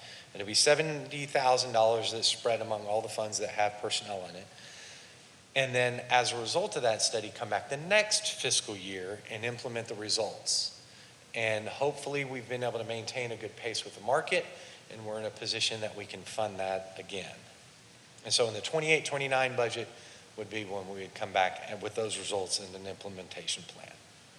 So there is an exception to that, and it's for public safety dispatchers. This is an area where we've been hit really hard with turnover, and we've done some surveying of the market, and we're way out of the market in that one particular area. So some money has been included to address that position. If there are other hotspot areas that pop up, we'll address those as they come up. But we're not proposing a wholesale change right now. And there are 9 positions that are included, and in the budget, 4 of them are for dispatch because we're short on dispatch as well. And like I mentioned during the general fund discussion, there's 4 police officers. We have not added a police officer for just the general policing of our community in 6 or 7 years. And the last one is a school resource officer, and that's 83% by the school district. And just to put things in perspective, the city has done a great job of adding positions over the last 5 years. We've added 85 positions, and this is in all funds. So you can see the breakdown there. Each year, 6 in 22, but then in 23, 30 were added. And then the next year, 11, and then the next year, 13, and then last year there were 25 added. And when you look at that streets number, just bear in mind that, when you look at the public works number, none of those are in the streets department. So that's one area where we haven't been successful, and we do have a need to add in the street maintenance division. And most of what you're seeing there is related to the water and sewer fund and the drainage fund for public works. Look at it another way, public safety. We've added 45 positions, and the next is public works, and then you can see the rest. And 21 of those are in EMS, 13 in fire, and 11 in police. And 7 of those police are SROs. Steve, Yes, sir. the 4 police officers, are we talking patrolmen, or will some of them be a chief, a captain, a lieutenant, or are they all patrolmen?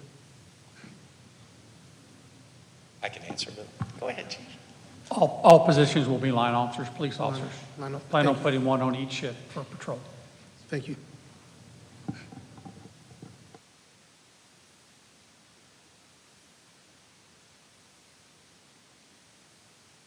So, kind of looking at it another way on a percentage basis of that 85, how it spreads among the different funds. Most of them were in the general fund, 53%, but also in the EMS fund added 25%, and then water, wastewater 16, and then drainage 5%. So when you look at the 53% of the general fund, 24 of those were for police and fire. So any questions on the positions we've added?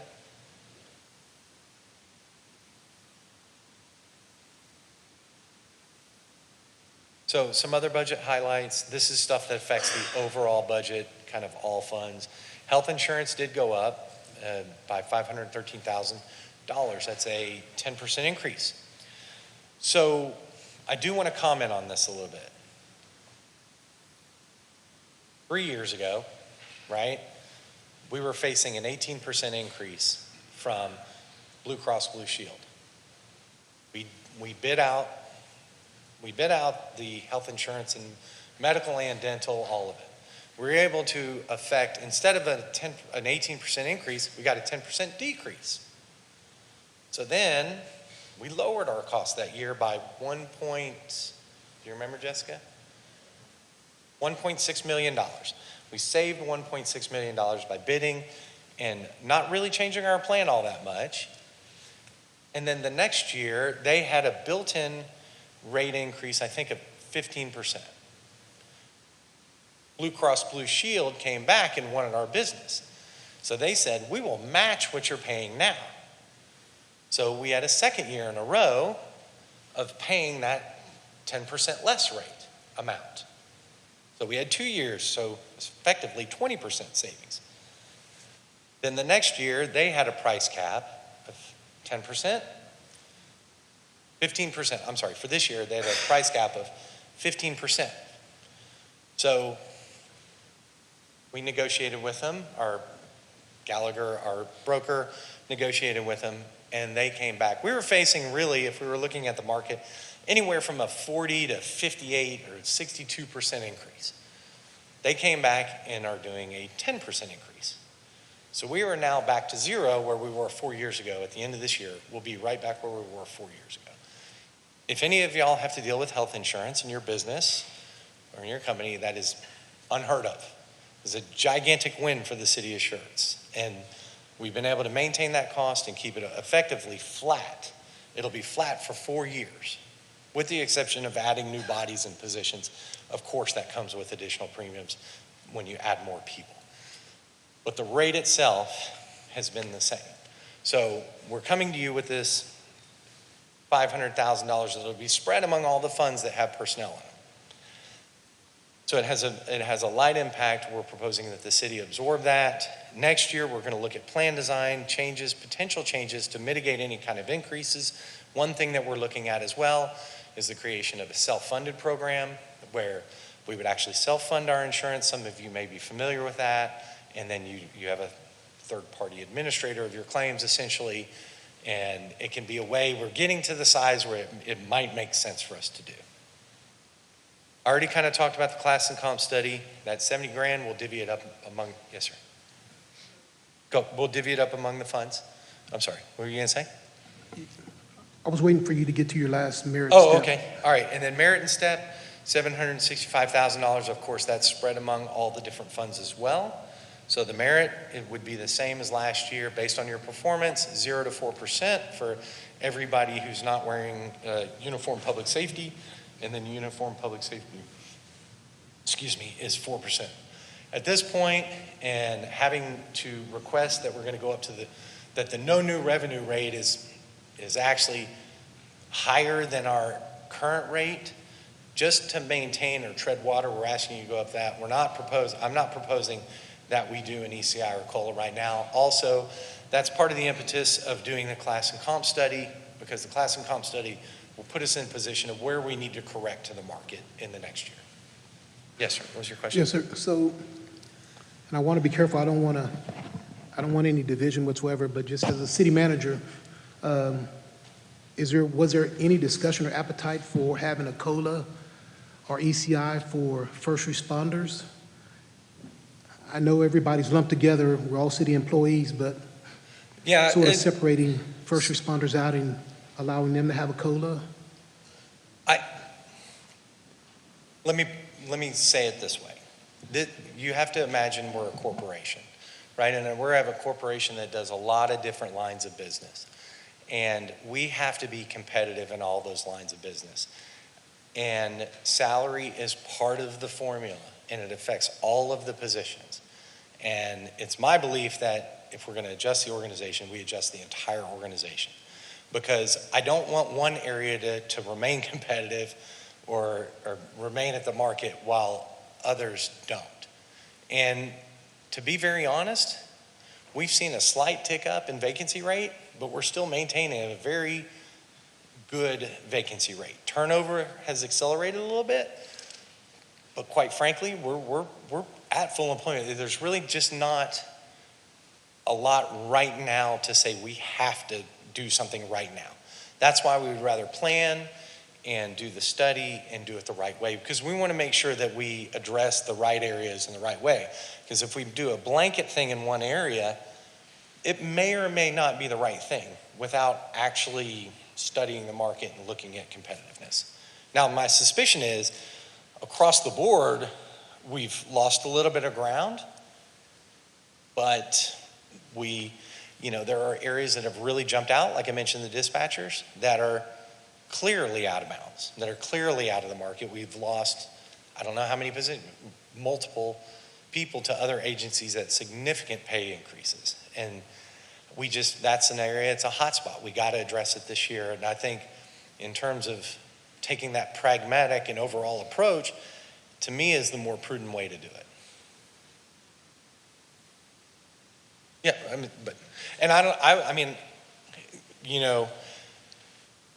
I don't want to speak for everybody on the management team and the executive team. I think our leadership realizes that a rising tide raises all ships, and as an organization, we would all rather rise together.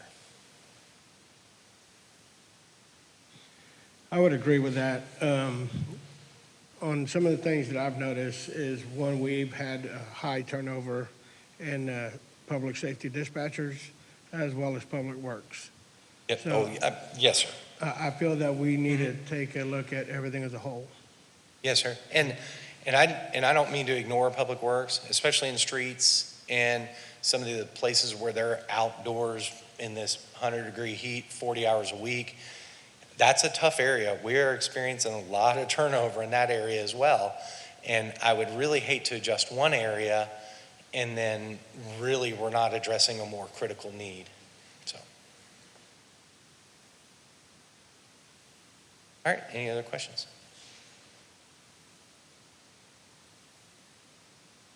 And really quickly about the INS fund, or debt service fund. So we have a 5-year summary and of what debt, of our debt that we'll issue. So essentially the tax rate, the portion of our tax rate that's for INS is 1681 right now, and that supports all of our existing debt. So over the next 6 years, you can see there we have planned another $115 million in debt. And this is all your general government related stuff. That supports the general government CIP. General Debt Service Fund, you can see the current obligations that we have, and then those different colors layer on those bond issuances. And you can see it's pretty stable out for a number of years. Doesn't necessarily jump the number up very quickly. All right. Now, if there are any other questions on the operating budget, essentially I'm done with the operating budget. And we'll shift to the CIP. Mayor, do you want to take a quick break? I would like to go ahead and recess at 6:59, take a 10-minute recess. Thank you.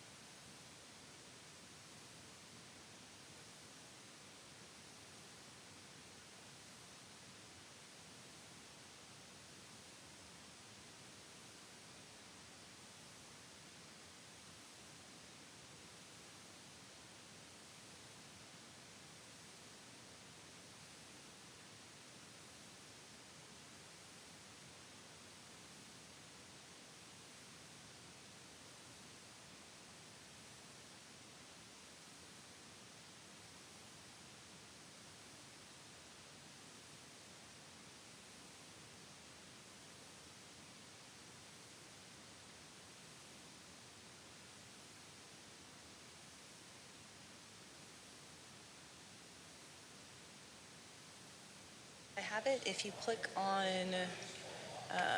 this right here. Okay, I don't know if you were good with, so you close out supplemental, this one, this. So the one on the right, the CIP, I have it right here, so you can, the capital improvement, that's the big sheet, Yeah, and big then you click here are the Oh, different those are linked? projects. Okay, cool. Yeah, you should, In theory. in theory, yes. But I have page numbers listed on this. Okay. Okay, the time now is 7:11. We'll go ahead and resume the budget workshop.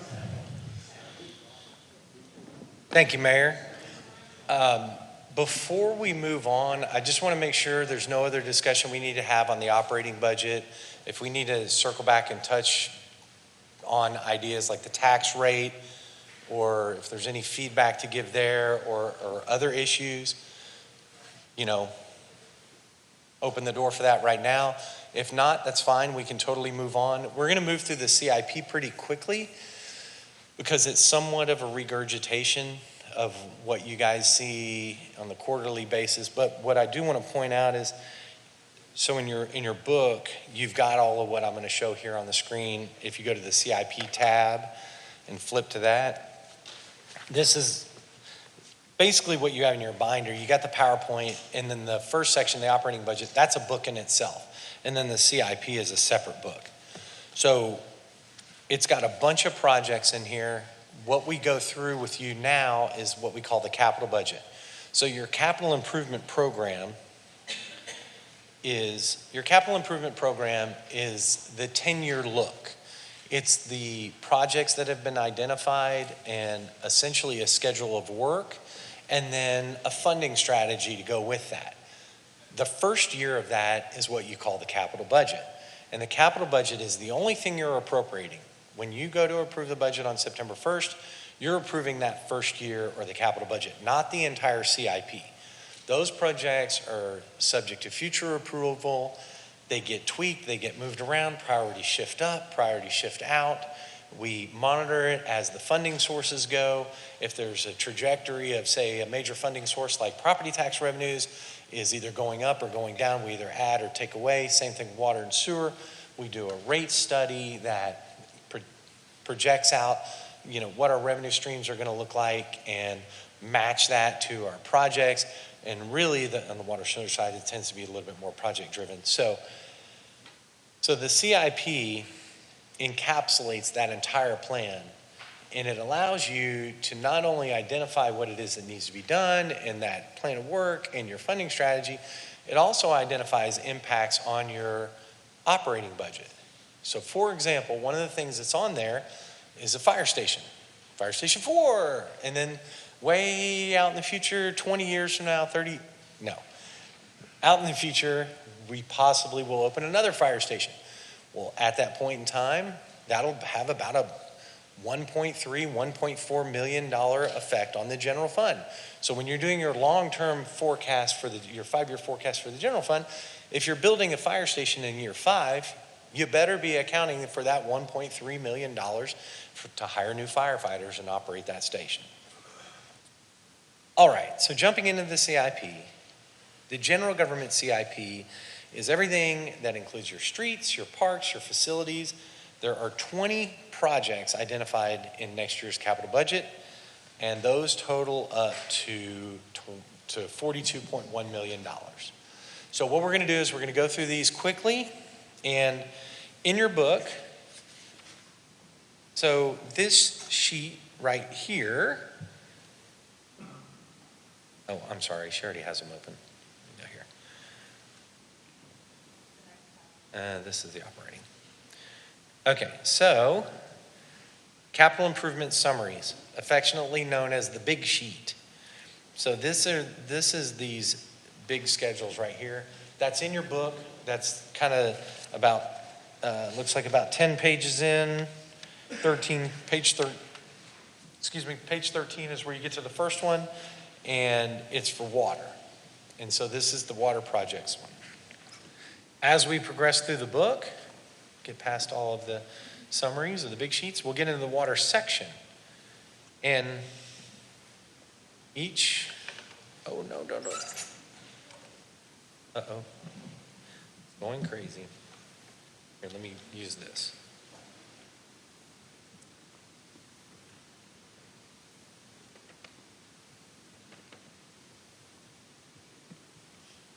So as we get into the water section, just as an illustration, you'll have the first page that looks like this. And this is a summary. It has the project type, the title, what department's responsible, where it is, and then a written description. And then down below, it's got the funding sources and then the expenditures. And then on the next page, it would include a map. So we're going to go through these one by one, and each department head's going to come up and talk about those. So let me flip back to the slide presentation just real quick, and I'm going to talk about the rest of these. So in the water and sewer CIP total, general government total is 42 million, and then water CIP, you can see the breakdown there. 47 million for water, so mostly water, and then 8 million for sewer, for a total of $55 million. And then in the drainage department, we've got 8 projects at $4.4 million. Question. Yes, sir. On your first page where it says 12 projects for the streets, Yes, sir. Old Wiederstein Road, the widening of Old Wiederstein Road, and the repair maintenance for Maskey Road, where do they fall in line? Well, I'm glad you asked that question, sir. So if you'll refer to the big sheet on page 15. So this big long sheet, page 15, and I'll actually bring it up here as well.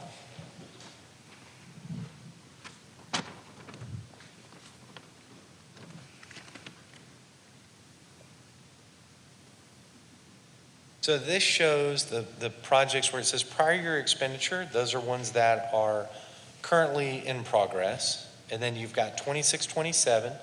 Everything listed there is the capital budget for next year. Effectively, the capital budget is the prior and the current and the 26, 27. And then you can see the out years from there. So maybe make that a little bigger. I'm sorry, I am on water. Yes, I am on water, sorry.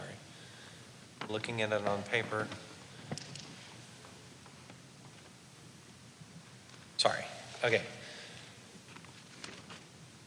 So you would go down to about, I think it's 10 lines down to Old Wiederstein, extension and improvements.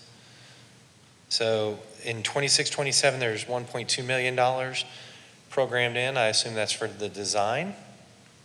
But the actual construction is not included in the CIP until, well, it's actually not, oh yeah, I'm sorry, it's not included until 2030 and fiscal 31 and then a little bit remaining, I would presume it'd be the next fiscal year in 32. So it's in that 2031 to 2036 range. Yeah, working with engineering, a lot of the first steps will be acquiring different rights of way needed along the routes, and potentially looking at the engineering portion of the study. And then the out years expenditures match up to the bond funding schedule that we saw back on the INS page. So we had the list of how much we could issue each year without raising the INS rate, the 1681. And so this project timeline you see here matches that funding schedule. So in order to keep that tax rate level at 1681, we would follow what is proposed here. And it's not just streets, right? It's the other 2 categories that are in the general government CIP. You look at the bottom line. Now, if there is something on there that's in an out year, and as a group you say, you know what, we really should move that up to next year. That's okay, that's fine, that's part of this process. That's what we want to do. We want to make sure that we got the prioritization correct. What we do is we shift that up, but then we shift something else out. And we just make that adjustment. And that's how you do CIPs. So as we go through this, if you look at this list and you see things that, I really think this project should be a higher priority than these projects. or I think it should move to this year. That's fine, we discuss it. If you guys decide to move it, we move it, and then we just figure out how to shift either something out to where that was, or maybe shift collectively a few other items, just so we can balance on that bottom line. Thank you. Yes, sir. Is there any way that we could like have a little bit more detailed of what streets are gonna be repaired versus just having a, kind of like a catch-all where it says annual span project, street preservation and maintenance? Is there streets that we can already have outlined that we know that we're gonna work on, so that way our residents can kind of have an idea of what we're doing? I'm glad you asked that. I'm gonna ask, well, as we go through, and I assume you're looking at the SPAM page where it's all lumped together, we will have a plan. So we're not going to have it mapped out for the next 10 years, right? We'll have next year, and then maybe the next year. We've got things queued up and prioritized. So we do a street condition index that measures, we hired a company, they come and they assess the condition of your streets. And if you've seen John do his quarterly presentation, where we talk about the maintenance, it's maybe not necessarily the oldest street that gets the most attention in the SPAM, right? Because sometimes if you take a newer street and you do it right, you maintain it right, it'll last, longer. And so you get more value out of it that way by attacking the problem early. Well, there's streets, we've got a long list of streets, so you apply that concept to all of them. So I'm going to but I'm sure when Kathy gets up here, you're going to talk about the SPAM.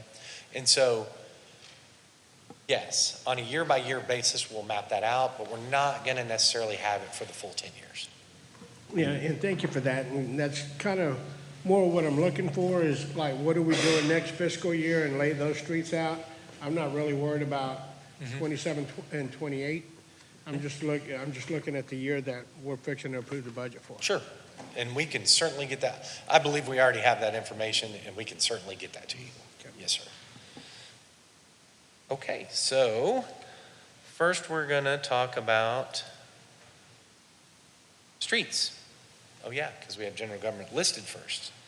So Kathy's going to come up, and she's going to go through and talk about the streets.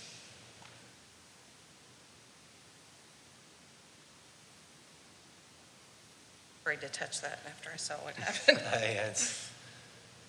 Oh, shoot, I'm sorry, she has it hyperlinked, so we can go straight to it. There, how about that? What I'm going to do is just run down the list and give you a quick description of the project. Some of you have heard about these same projects year after year, so I'll try and go fairly quickly. But if you have any questions about any particular project, certainly ask that. So this is going to start with Lookout Road reconstruction.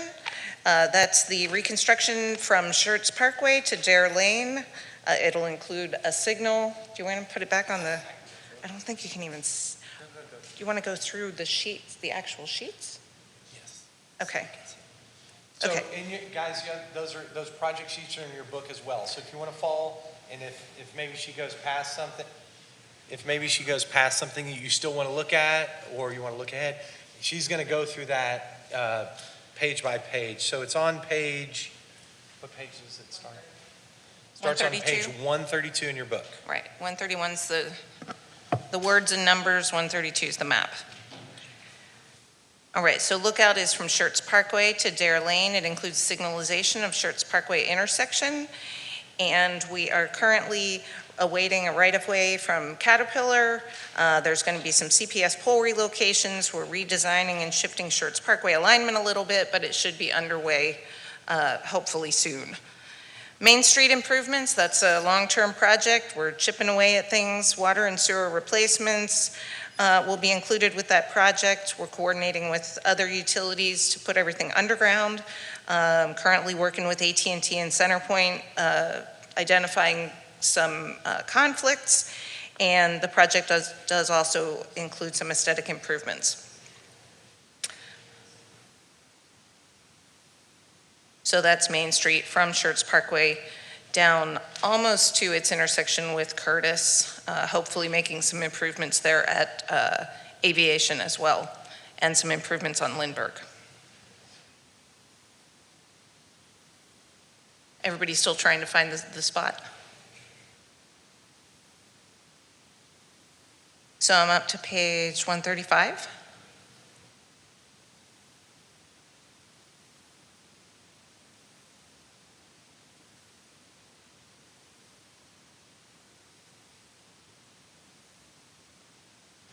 Okay, 135?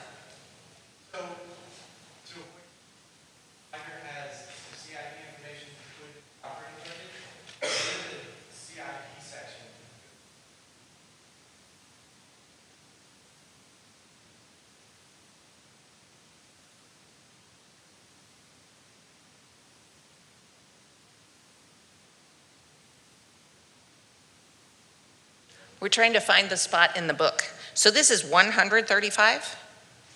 Is that what, does he have that one? This is this book. Do you need this? No.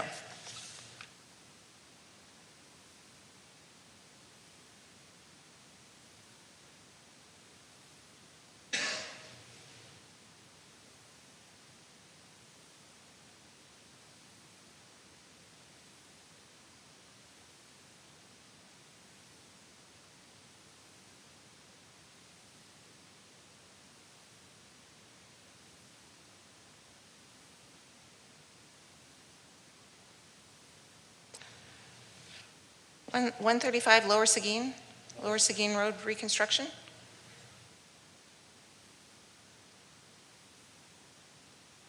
Okay, are we good? Mayor? All right.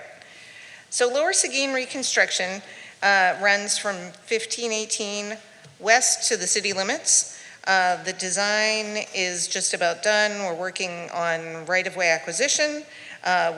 We've got a grant pending on that. You guys did authorize application for a couple different grants. If this one doesn't come through, we're going to continue to march along, but the project is funded in case we don't get a grant award, so we can go ahead and continue on with the project. Next is 2025 spam, and this is, Mayor, particularly what you were asking about. So this includes a slurry seal in a number of neighborhoods, the Village, Rio Vista, Woodbridge, and Jonas Woods. So those are the ones that are slated for our next batch of slurry seal projects. And we've got them shown on this location slide. Now, I will say that the funding for this fell short, so we're actually going to use the funding for the 26-27 spam in addition to what we have left over for 25 to get all of these neighborhoods. The intent is to complete all of those this year. So next up is Kramer Farms subdivision. We did split Kramer Farms into two sections. This one is going to be a rehabilitation of the streets in Kramer Farms, so Red Barn Run, Wagon Wheel, and Tractor Pass, and then portion of Planters Pass and a portion of Rooster Run. Next is Bainig down in southern Schertz. This is a reconstruction of the road, and unfortunately we have to make a little correction to the map. This work actually goes from where Seguin Road down to Graytown, not all the way down to Scenic Lake, but down to Graytown. This includes a widening 30-foot of roadway with curb and gutter, also a sidewalk on the Schertz side, and a small swale for drainage on the Converse side. Next in your book talks about the annual spam, and this is where it kind of gives a full description of what different projects can be included in the spam, but it doesn't identify particulars for each year. So this year's funding for spam will be to complete the projects that I mentioned before, the Village, Rio Vista, Woodbridge, and Jonas Woods. And so each year, we will work to queue up the projects for the next year's spam. Next is Northcliffe Country Club Estates. This is actually going to be water, wastewater replacements, and the street rehabilitation once those are done. So this is the neighborhood in North Cliff that's closest to I-35, over here on the west side of Country Club. And currently, we're working on some value engineering to try and get the street costs down and then possibly also wastewater costs down. Next is Savannah Drive, mill and overlay. This is a mill and overlay of Savannah. Concrete and base repairs included. This is taking it basically from the Schertz city limit line with Selma all the way to 3009. And we're looking to, from a construction perspective, we're going to bundle the Savannah Drive project along with the 2 SPAM projects, so that group of 4 neighborhoods that I talked about. And we're also putting in there the TSAC requested and recommended crosswalks, 2 of them in Homestead, and then some work on Savannah with some pedestrian improvements that'll be coupled with a crosswalk that's part of the Dietz Trail project. So hopefully we'll get better bids with economies of scale when we bundle those projects together. Next is Live Oak Extension and Maskey Road. We're really excited. Steve mentioned the funding starting in 26-27, and then for Live Oak, we do have some bond funding over the next several years to get started and follow through with that project. We do need to acquire some right-of-way, do the design, and of course construction. This will include, if you look at the map, the extension of Live Oak from here by Benziel Farms, kind of close to Schertz Parkway. It will extend parallel to Dietz Creek till it meets up with Maskey, and then Maskey will be reconstructed as a collector class roadway out to 1518, and then the portion of Maskey back toward Schertz Parkway would just be reconstructed as a local road.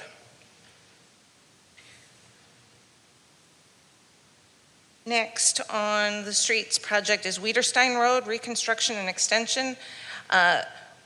We thought for a little while there that we weren't going to even be able to get started with this project because of the limitations to our bonding capacity over the next several years, but we have cobbled together enough roadway impact fees in this particular area of the city, 1.2 million, to get started with design and start identifying those places that we need right of way. So part of the project start is reconstruction of the existing Old Wiederstein Road from FM 1103 to Cibolo Valley Drive, which is about here. No, I'm lying. It's over here. Ultimately, this will extend over to 3009, which will be a tight fit, but we'll make it happen eventually. And the last project on the streets list is Robin Hood Way.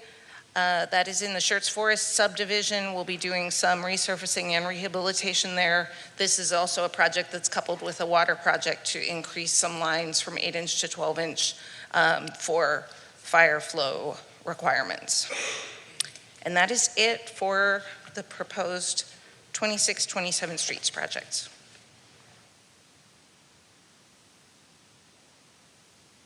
And I believe Parks is next. So I'm going to just keep scrolling. These next projects are just funded but out in further years. Come on, Lauren. I'm just trying to find your Kathy, spot. it's page 229, if you want to you. type it in. On the What, my scrolling isn't fast enough? 229. Thank you for your help. Sure. And I'm sorry, not just parks, but parks, recreation, and community service. Thank you for that. Okay. So yes, 230 now, page 230. Hilltop Park, so that's the park property that the city has owned up in the North Cliff area for a couple years now. It's about 8 acres. We are looking to work with the HOAs to adjoin some of their properties into a 42-acre community park. And so we have a grant for this project, and we are also working with the South Texas Off-Road Mountain Bikers and some other community groups to design this park. Had a meeting recently with the consultant. We're very close to finalizing that proposal to be able to bring an agreement forward to start on this design process. So it is a 1.6 million project. And here's the map. It's adjacent to the Homestead as well. So this is the Homestead portion that we received through development. So phase 1 is already open. People can walk that 2-mile trail loop. The pond is full. They can fish. Currently, there's a fishing pier. But phase 2 will be bringing in a restroom facility, additional trails, an overlook, some additional parking and playground units. On to page 232, this is the Community Circle Park development. This is the development plan for the acreage here at the complex, sort of behind the Animal Adoption Center and where the skate park is located. It'll be fully developing out the skate park plan that was developed through community groups many years ago. And then adding in some additional features such as sand volleyball court complex, some sport courts, and a hangout area known as the Box. We're theming this park to be teen programmed and activate the space accordingly because of the fact that we have a bunch of school kids walking to and from this area every day, and we don't have a lot of things geared towards teens in the community. This is a $10.35 million project. I'm at the point now where I have to take the glasses off to see up close. Need the bifocals, I guess. All right. Here's the map location right here behind this complex and bordering along Dietz Creek. And then next up is the West Dietz Creek Trail project. Kathy mentioned that, where we're crossing Savannah Drive and working together on that crosswalk there. This is about 1.6 miles, I believe, trailway along West Dietz Creek. It is funded through the MPO. We got $1 million grant through the MPO, and the rest of the money is coming from the parkland reserves. But it'll have some pedestrian crossings at Maskey and Savannah, lighted pedestrian crossings where you press the button to come across. It'll be 10-foot wide, concrete all the way, so it'll be multi-use bicycle and pedestrian, skateboards, dog walkers, moms with double strollers, and there'll be connections for all the neighborhoods along there to get on the trail and go a long distance. And then, like they were saying, there's future trails and out years. Great Northern Trail, that's another one that we're going to go back for funding from TxDOT for to try to get that going. But these are outline years. So those three were just the 26, 27 projects. Lauren, if you can, Yes. 244 is where facilities start, page 244. Thank you. Mhm.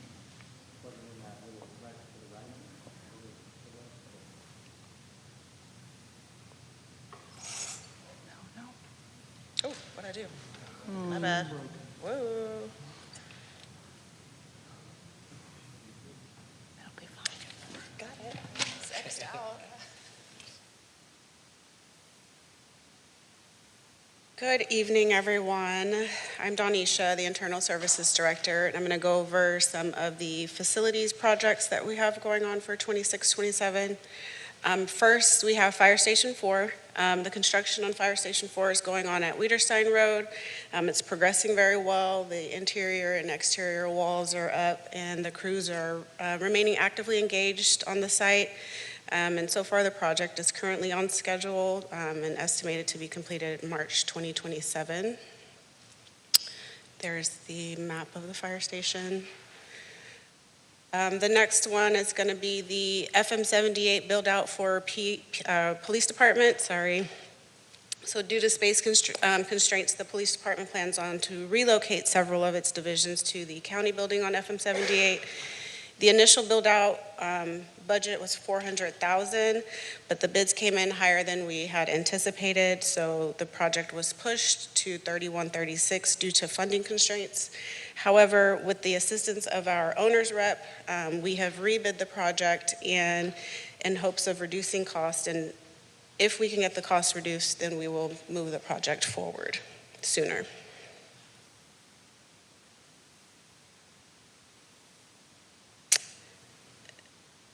The next project is paving all of the city-owned grassy areas that are currently being used for operational purposes.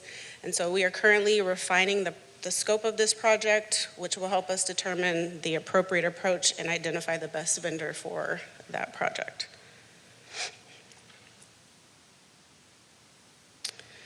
And then the fourth and fifth one are similar. It's replacing 2 critical generators here at the main campus that support emergency operations. And so that one, as well as we're currently refining the scope of work, which will allow us to finalize the project requirements and then determine the best vendors for those.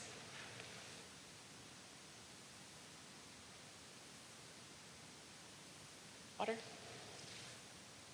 I think it's Kathy again. What page? It is page 18.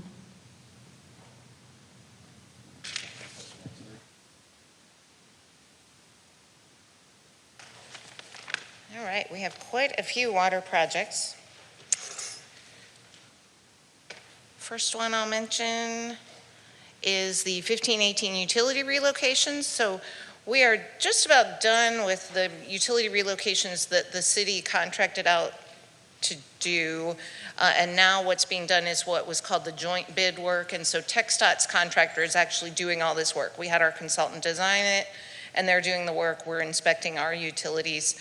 And that'll just be ongoing until the 15-18 project is done. Presumably, the utility work will be done this year. We'll see. So this is, of course, the 15-18 project from I-10 to 78. And I'm going to see if I can make it a little bit bigger. Okay, next, elevated storage tank replacement and tank painting. We got 2 tanks that we're replacing some piping that's in bad shape, fill piping, and 3 tanks, East Live Oak, North Cliff elevated tanks, and Ware Seguin ground storage tank that will be painted. So in 3 different parts of the city. Next is the Ware Seguin, Lower Seguin, and Graytown to File loop lines. These are water mains to rectify the situation when we have dead end lines, and so no redundancy. We're actually needing to split the project in 2. The line along I-10 between File and Graytown will be bid, if it hasn't been released yet, probably later this week or next week. We have some issues with some conservation easements along the line from Lower Seguin to Ware Seguin, and we'll probably be requesting authorization for eminent domain proceedings there just because the property owner's hands are tied. And so we can at least move something forward. We're going to go forward with one of these 2 lines. Schertz Parkway, 16-inch transmission main, a line that has experienced lots of breaks. Public Works spends a lot of time fixing this line. It's basically from Maraway up to in front of Jonas Woods. There we are working on easement acquisition and also looking at some alternative technologies to possibly help out with that project. Next is the I-35 Next North utility relocations. So these are actually utility relocations that we have contracted ourselves. It's under construction. These are wastewater lines that are parallel to 35 and also crossing 35, dealing with utility conflicts that weren't identified prior to the design and the bid. So it's an ongoing, fairly large project.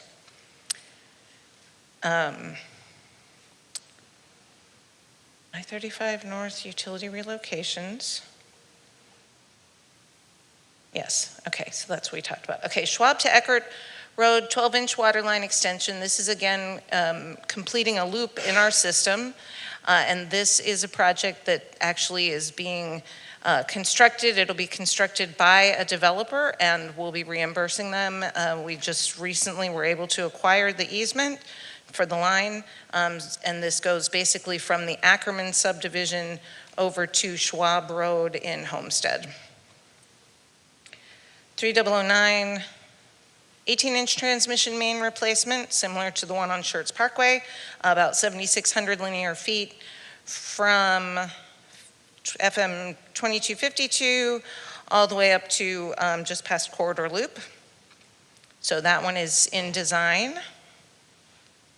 I-35 ground storage tank and pumping station. We recently completed the Corbett ground storage tank. We had an elevated tank there. A ground storage tank just provides, in fact, this one will be similar, 3 million gallon ground storage tank to provide that extra storage capacity.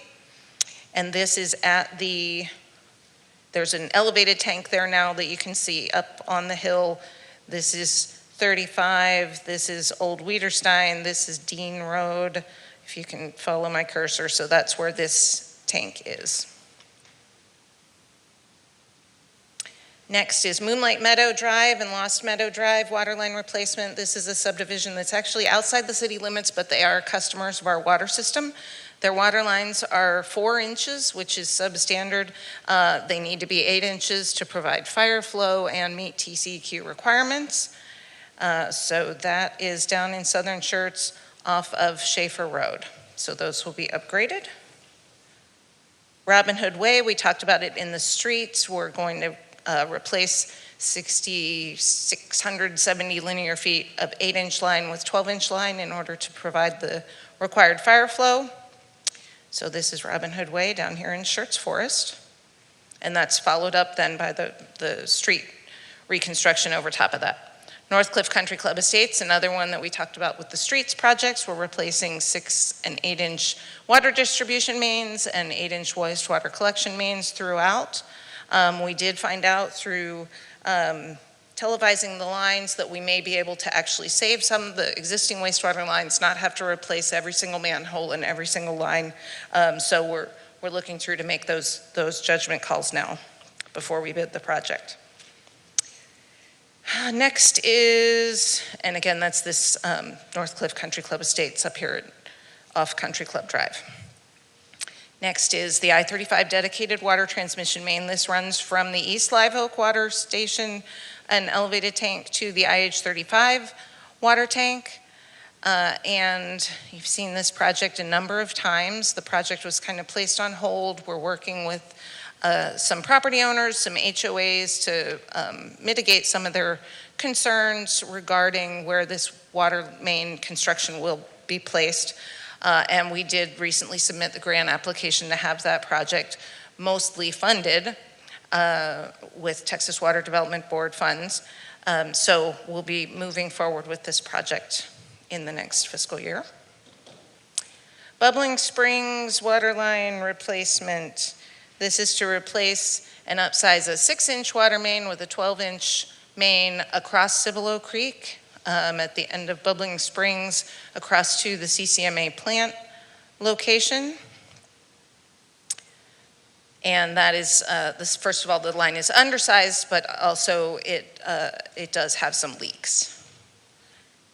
And the last one on the list is Ware Seguin Pump Station. There are actually a couple different phases of this. The first phase will just be to install some pressure reducing valves, but then we'll also look at expanding capacity, increasing the footprint of the water station, and some system improvements for improved operations. And that is it for our water and wastewater projects that are funded this next year. So Kathy, the sewer ones start on page 71. 71, thank you, Sarah. Sewer, less sewer projects, so. Do I still have everybody with me? This is exciting stuff, come on, everyone. All right, so the first one on the list is really exciting, the Riata Lift Station relocation. The project is essentially done.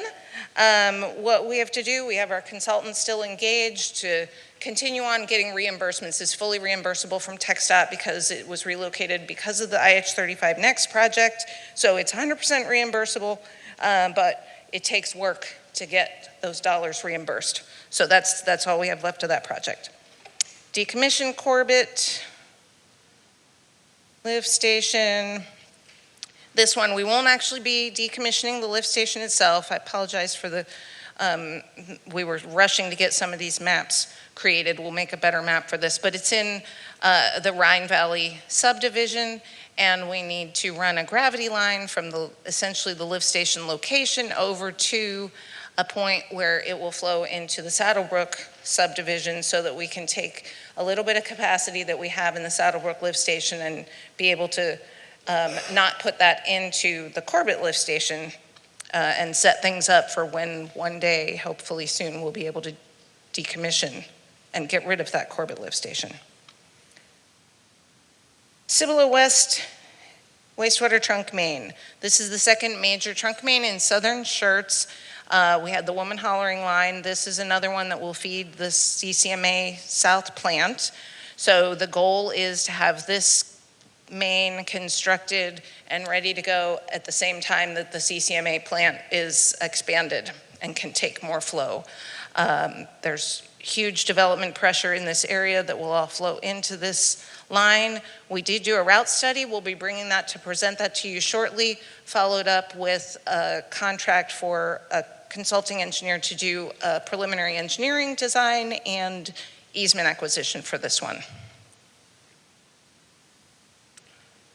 Wiederstein Road, 8-inch gravity line. This actually will be a small piece of a bigger project. The bigger project is the upsize of a wastewater line in Wiederstein Road. There's a development that's going in that kind of puts a little bit of this into question, but they will be extending the wastewater line across Schertz Parkway, and we would reimburse for that. Aranda 8-inch gravity line, this would extend gravity across Lower Seguin Road, basically from the Crossvine Unit 4 subdivision across Lower Seguin to provide service to a small portion of residential area in southern Schertz. We may actually work to add this to the Lower Seguin project if the timing and the funding works out. Northcliffe Lift Station upgrade. This is our main lift station in the city. It actually, there's I think 3 or 5 other lift stations that pump together and end up pumping into this one. This is at the old GBRA treatment plant, if anyone remembers that.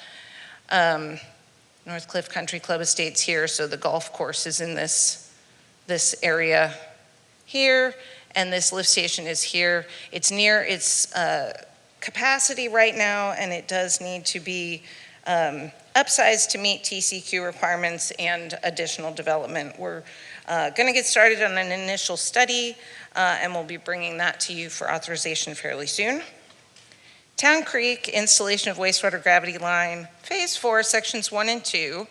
These actually, Steve mentioned that EDC is actually responsible for funding these if the developer does what they've agreed to do, and we're just on the precipice of finding out they have actually started construction.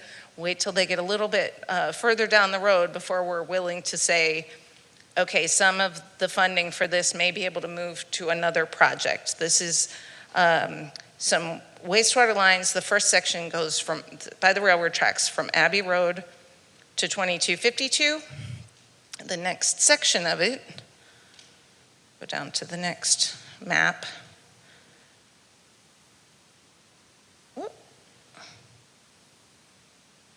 This is, okay, the next section comes up 2252 a ways back and then up toward 35. A sneak peek of the next segment of that, which isn't actually included in our plan for funding this next year, but that runs from 2252 at the railroad tracks all the way up to FM 3009.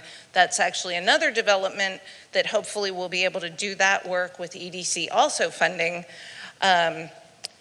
But that line with gravity, you're always dependent on the line downstream. The downstream lines have to get built first so that the upstream lines can tie in. So phase by phase, hopefully we'll get there.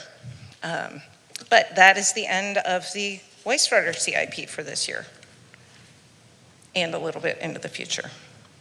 You can go to 192 for drainage. All right. Okay, in the home stretch. Drainage. All right.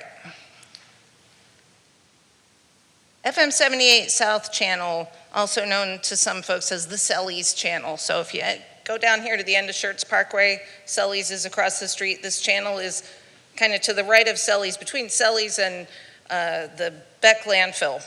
There's a channel that you can see in there, and it's really filled with silt, overgrown, that needs to be cleaned out. We're working to get the necessary easements for access and the channel itself.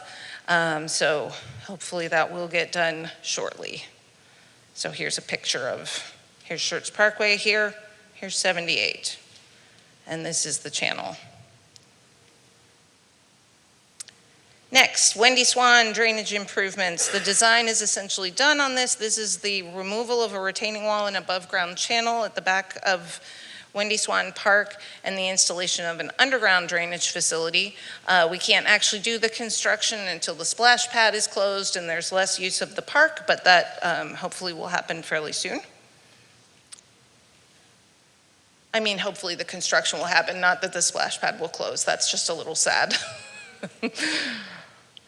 But here's Wendy Swan Park and the drainage line.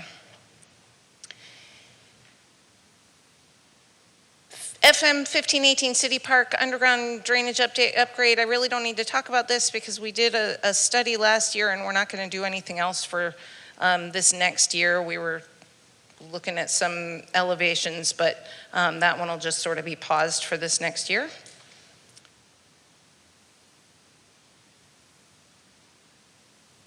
All right, next, Kramer Farms drainage improvements. This is to clean out, reshape, replace and add some concrete riprap where necessary, maintenance, access, construction in the channel that runs through Kramer Farms and ultimately discharges to Dietz Creek. Woodbridge drainage improvements, design and construction includes tree removal, trimming, silt removal, concrete riprap construction. And this runs from Ashley Place down through to the Woodland Oaks Detention Basin. Next, these next two are very similar. They kind of work together. One is Portage Lane, culvert replacement and channel rehabilitation. This is Country Club Drive here. This is Portage. The next one is Morning Drive, similar project. Here's Morning, here was Portage. So dealing with the culverts and the channels in this location, we need to acquire some property in order to maintain these channels properly. And the culverts that are being replaced, you've heard a lot in the past few weeks about the culvert problems with the Scenic Hills subdivision. These two are of the same age, they're the same construction, these two culverts, and they're having some of the same issues. So we will replace those. And the last but not least, this is a very visible one, the Oak Forest Channel. This is along FM 3009 between Circle Oak and Crest Oak. You've passed it a million times on your drive. It's along TxDOT's right-of-way, but it is a property owned by the city and maintained by the city, and it needs some work. I think the culverts under the roads will be extended, and the channel itself will be rehabbed. And that is it for drainage, and I think concludes our CIP mission for the next fiscal year.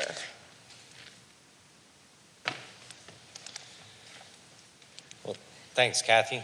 And council, I know that's a lot and it's kind of laborious, but I do want to point out a couple of things. If you know, when you look at your big sheets, a couple of things to point out. When you look at the big sheet, you look down at the bottom, there's kind of a funding schedule that tracks with each of the years. And that's what James was talking about, matching with what's on there. But what you just heard in the next fiscal year between all the three different CIPs is $93,707,465 in projects just next year. And then that's on top of already ongoing projects of $50,127,749. So it's big numbers. It's a lot. And honestly, we probably don't spend enough time talking about it, but this is the biggest spend part of our budget. And so we put a lot of focus on it internally.